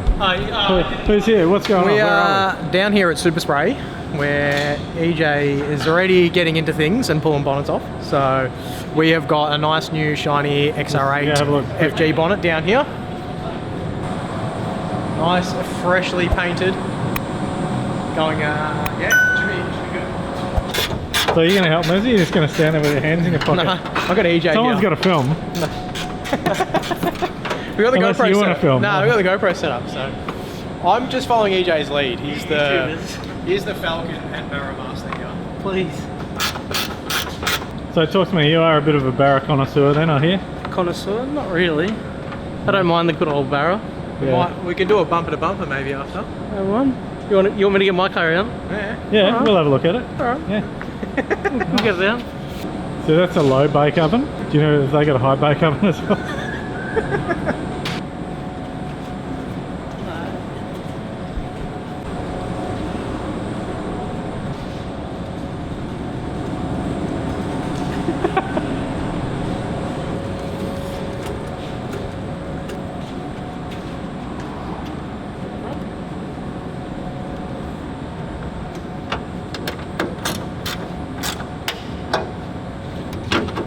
See how bad it fits? Moment of truth. Not bad. Close, yeah. Not bad. It's a little bit yeah, it needs to go a little bit that way. Got the master man Chris on the job.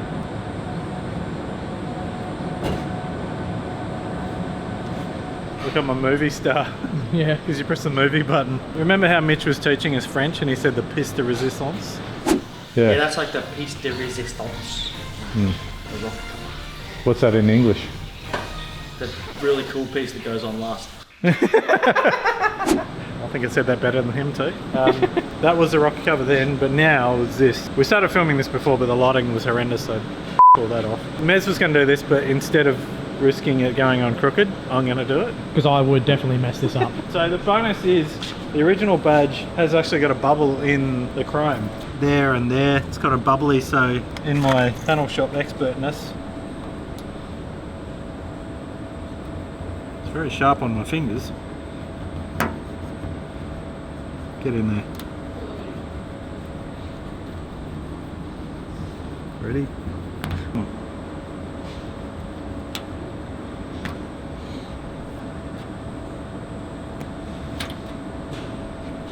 You can have that. Now we're going to get all this off. Spray a bit of that on there. Mushy. Alright, well let's come back, because this is the most exciting YouTube content ever, to when that's off.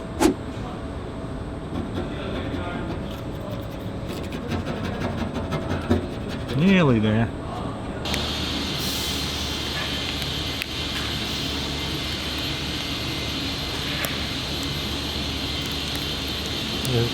Don't want to dislodge anything so it's like out of whack.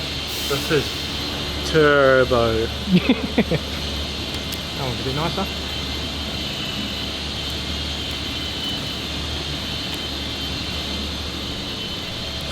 Pressure's on.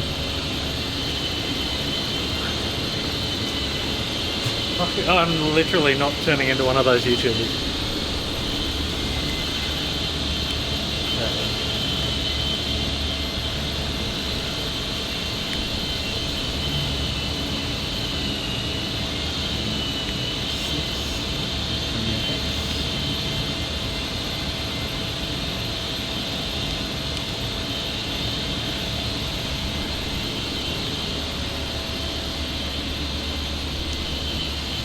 No going back now. Did you press it on? No, but it's on. I'll push it on and I can... Sorry, that's more.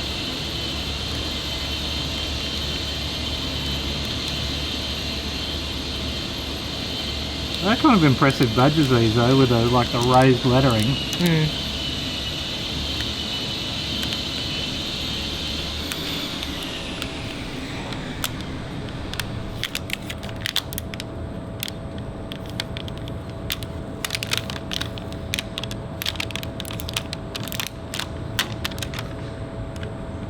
pretty good. It's close. I'll tell you, pretty good. Oh, you'll stand back, see if it's straight. It's probably not. Once you take your tape off.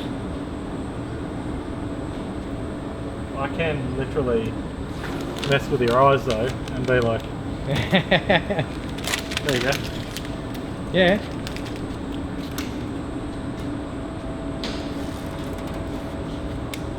It's good? Yeah, I think so. Nah, it's good. Looks better. Where are we going? Going to EJ Land. We'll Look just at this. quickly brush past this one. Holy, look at those headlights. Fresh. Are they brand new or? They were brand new. Yeah. A few years ago. This is one owner, granny, highway Ks only. Booyah. So what are we talking specs, power? So it's a television 3.8 litre. Yep. Billet crank.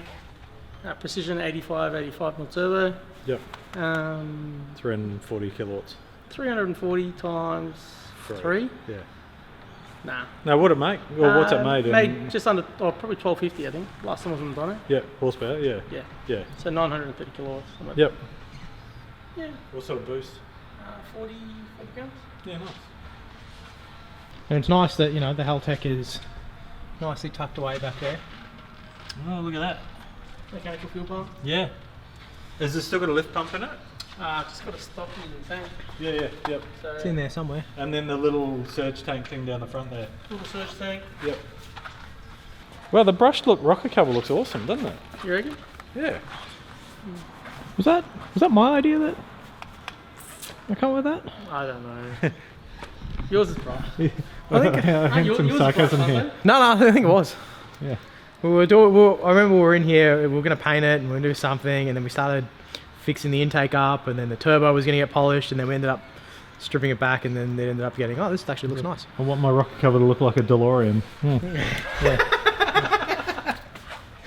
No, it's nice. It's quite neat. Yeah. There you go. You can have that back. Thanks. But there's Spidey. a sneaky Power little... glide. How does it F when it was?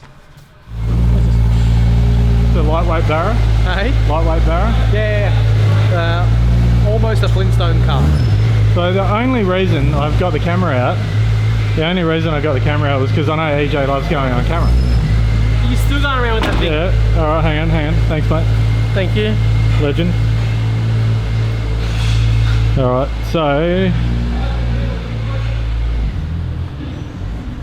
we are pretty much, this is a bit shaky unfortunately, but got a couple of little brushed ups going up there on some of the old stone chips, but there's the XR6 bonnet all done. They're looking schmick. And then on the back,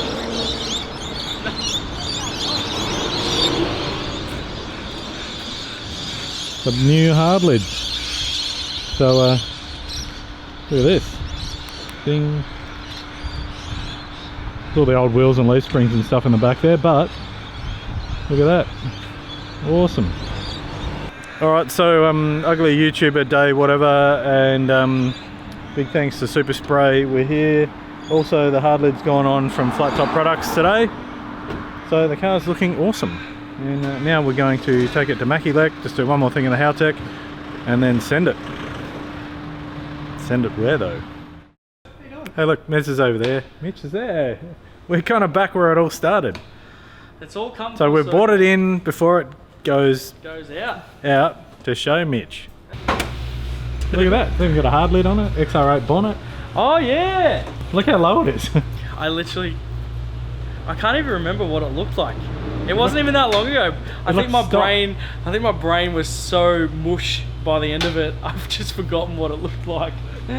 So many long hours. It's given us some pretty good results, hasn't it? Brett has done some magic. I'm just going to sound all soppy and stuff.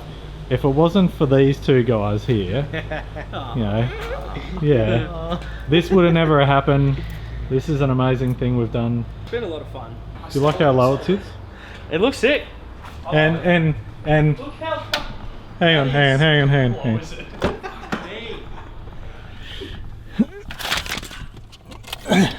You know, your piece de resistance last time, have a look at this on the back. Oh, look at that. Yeah, and. Oh, I need this one on mine. Stock wheels, stock leaf springs.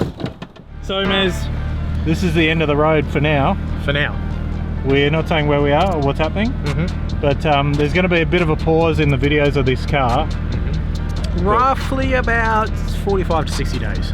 Watch this space. But it's not GM, it's Ford. So welcome everyone to the Ford Falcon XR6? Something. hold on, wait, hold on. XR6 Turbo. Yes! Yay! Well, yes. There we are. With the 2JZ. Yeah, it's a 2J. This is a 2JZ. It's not. Oh. It's not. So this is essentially what would be a 2JZ made by Ford. I think Adam LZ has one of these in one of his Fords. This is called a Barra T engine. And this is a 4-liter inline 6, and in stock form makes something around 350 or 400 horsepower. It's a lot. This one's a tad turned up. This one might be a little bit aftermarket. You can tell because you see Haltech here, Haltech there. You see a bunch of boost pipes and stuff. So this one has some goodies on it.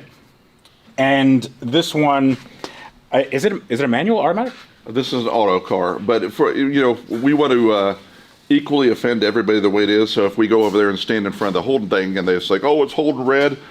We do bleed Ford blue also. Okay. It is you either are a Holden fan or you are a Ford fan, and there is nothing in between on Australia. Why? So I don't know. It's Why all this brand loyalty? Because this happens in the States too. You have like Mopar or no car. Sure. And then Ford is found off-road dead, and whatever. That's not a good one. Anyway, the heartbeat of America. There we go. The heartbeat of America, and America runs on Duncan, ladies and gentlemen. No, I mean, like, why are people? I've just my best mate Craig over there. He was always Ford, and if you showed up at his house and anything else but something like this, if you had a Commodore or whatever, and they'll nickname them Commie Cars or whatever else, and it's just like Ford. This is, you are diehard Ford blue or you are diehard Holden red. Unfortunately, Holden went out of business in 2017. So Ford won that one. So Ford may have a bit of an uppercut on that one. So, but yeah, for this one to come over, it's kind of on a little bit better of a special pass, but it may have to go home. But right now, it's pretty rad. I think so too. Now, this is it's an automatic car, right-hand drive. And these make all sorts of noise and all sorts of power. This one is not yours, however. No. But you do have a lot of interesting cars, and I think we should go into Travis's personal collection to see what he has, because it blew my mind. So it might blow yours.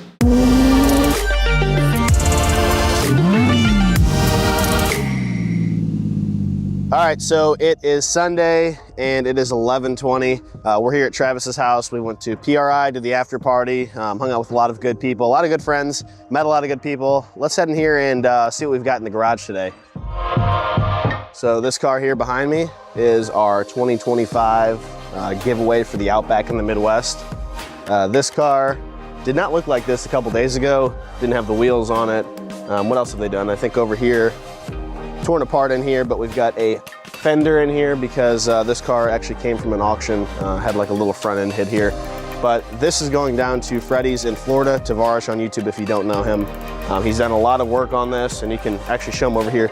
It's got Brembos on it, all four corners. They put some brakes on it. A lot of lists of maintenance stuff because he's actually driving this from Indianapolis to Florida, actually I think this afternoon. So stay tuned on his channel for that. A lot of good plans for that. But the real reason we came out here obviously was to drop the OBS off, but I may have made a bad decision.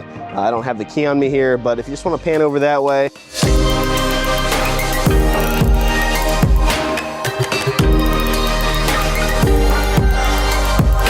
Long story short, obviously, as you guys know, I have the Holden, and a buddy in Australia had reached out, Mark Boxer. He actually owns HoonTV here. This car has a full build series on YouTube. We'll plug his channel right there. But this car here, is a Ford Falcon XR6 turbo ute. So that is a Barra. That is an inline 6 with it's got a baby turbo over here for now. And I honestly don't know any plans for this car. It was just more or less like popped up, and I was like, maybe, you know, may as well. So we shipped it here. I think we bought it in May or something like that, and it got here in September, but we couldn't pick it up because we were on 666 in the other ute. So yeah, it's got a Haltech, a lot of really good, you know, high-end parts on it. The car makes, let's pull this out here. Here's the dyno sheet, good power all the way up through. I can't read that, so what I did, you know, I took the Aussie terms up there and I converted them to the Bald Eagle. So 450 horsepower at about 590 torque. So these cars make really good power, really easy. So the setup on this car is honestly, from what I've heard, because I'm not too familiar with these, is like really low end as far as what you can do with them. So it's pretty much a stock replacement turbo because this car came naturally aspirated, but everything kind of bolts on. So we've got a lot of good parts here, like, you know, fuel regulator, and it's got a Raceworks rail on it, a lot of AN fittings and stuff like that.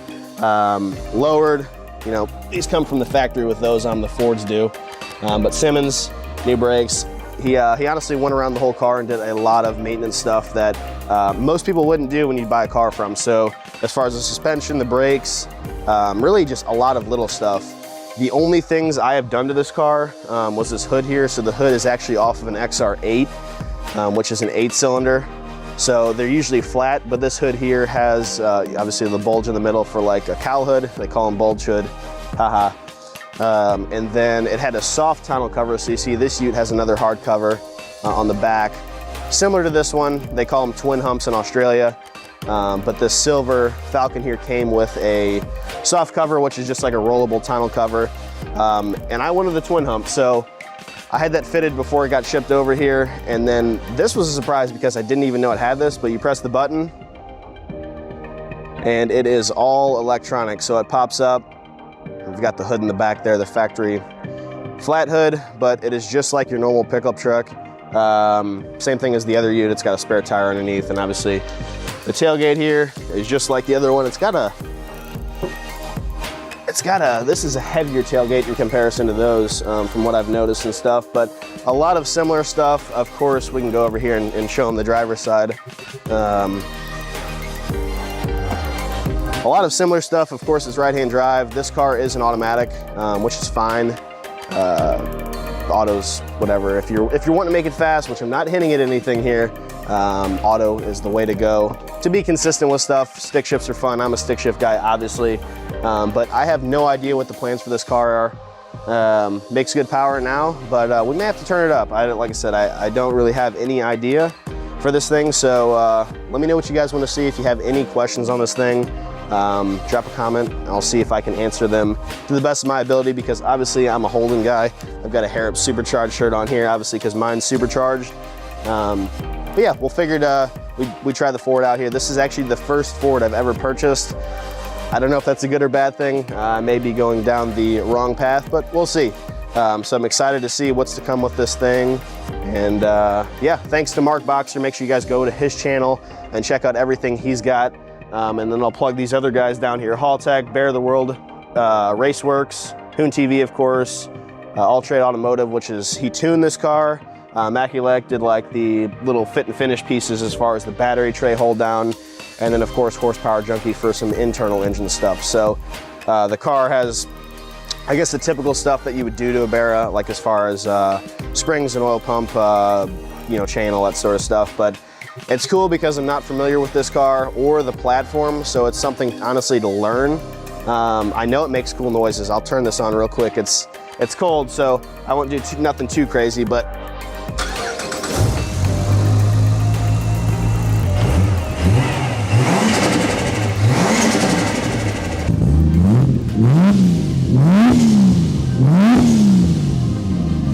let's get this thing loaded up on the trailer, and before we do that, we'll see what it can do.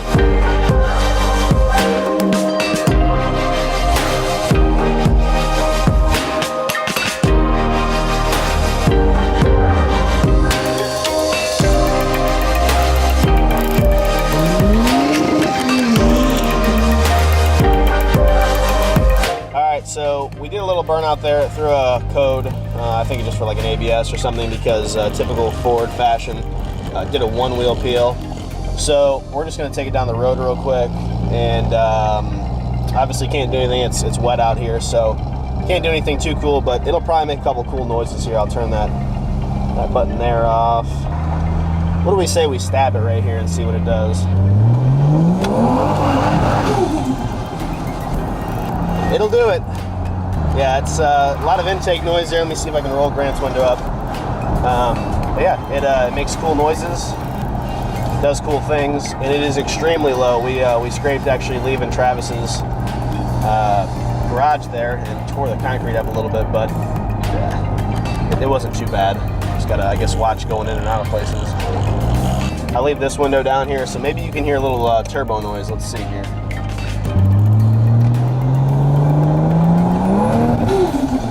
Woo! Damn, that is loud. I'm not a turbo guy. Well, I wasn't a turbo guy, but now obviously we have one. So yeah, and this thing honestly rips. It's wet out, but it has ripped so far in the wet and cold for you know, being a Ford, because I'm not a Ford guy. But it has impressed me thus far. I'll say that. Okay, well, here it is. It is behind me, obviously loaded on the trailer. This thing has had a crazy journey. It's spent the last couple months here at Travis's because I haven't had a chance to come pick it up. And before that, it's been a couple months on a boat in a container coming from Australia, obviously. And it got stuck in the Panama Canal, Panama Canal, somewhere down there, bounced around in some shipping yards. We're gonna head back to St. Louis, but let's do a check here on the strap. That ain't going nowhere. We'll see you in St. Louis.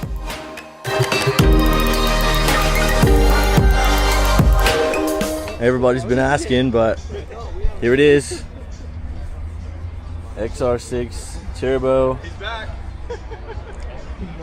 Got the Yeah Bud Simmons. Mildly tuned. I think he said it's about 500 horsepower almost.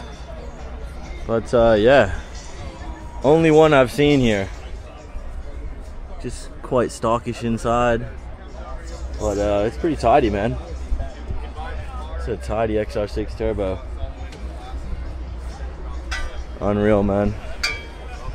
Unreal to see this thing here next to a VEU as well. We're here.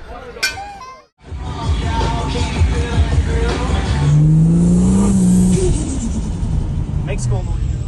Yeah, so we'll see how this goes. What do you think, Christopher? You think I'm gonna like this? I think so. I think just make one hit, see what the track's like, see what the car's like, because you've never freaking driven the thing. Yeah, at all. Yeah. I never expected this to be as big as what it is. I'll try it a little bit. About 6:30, 7 o'clock. What's it? This is cool. When are you going to see Australian cars like this? This is awesome.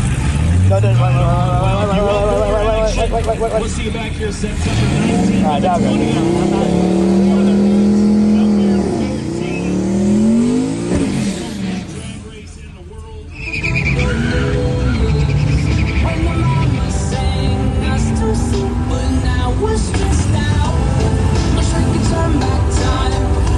Right, so that's it from now. I guess there's some other footage coming up because they did take the car to Brown County Dragway for the lead up to the Outback in the Midwest event, which is pretty cool. They have a Barra powered car there at a pretty much all Holden convention. But yeah, let's see where the future leads with this car, and hopefully Kyle has some big plans for it, because I know we're all pretty excited about it and everyone wants to jump in and help. So, hey, who doesn't want to go to America? See you soon.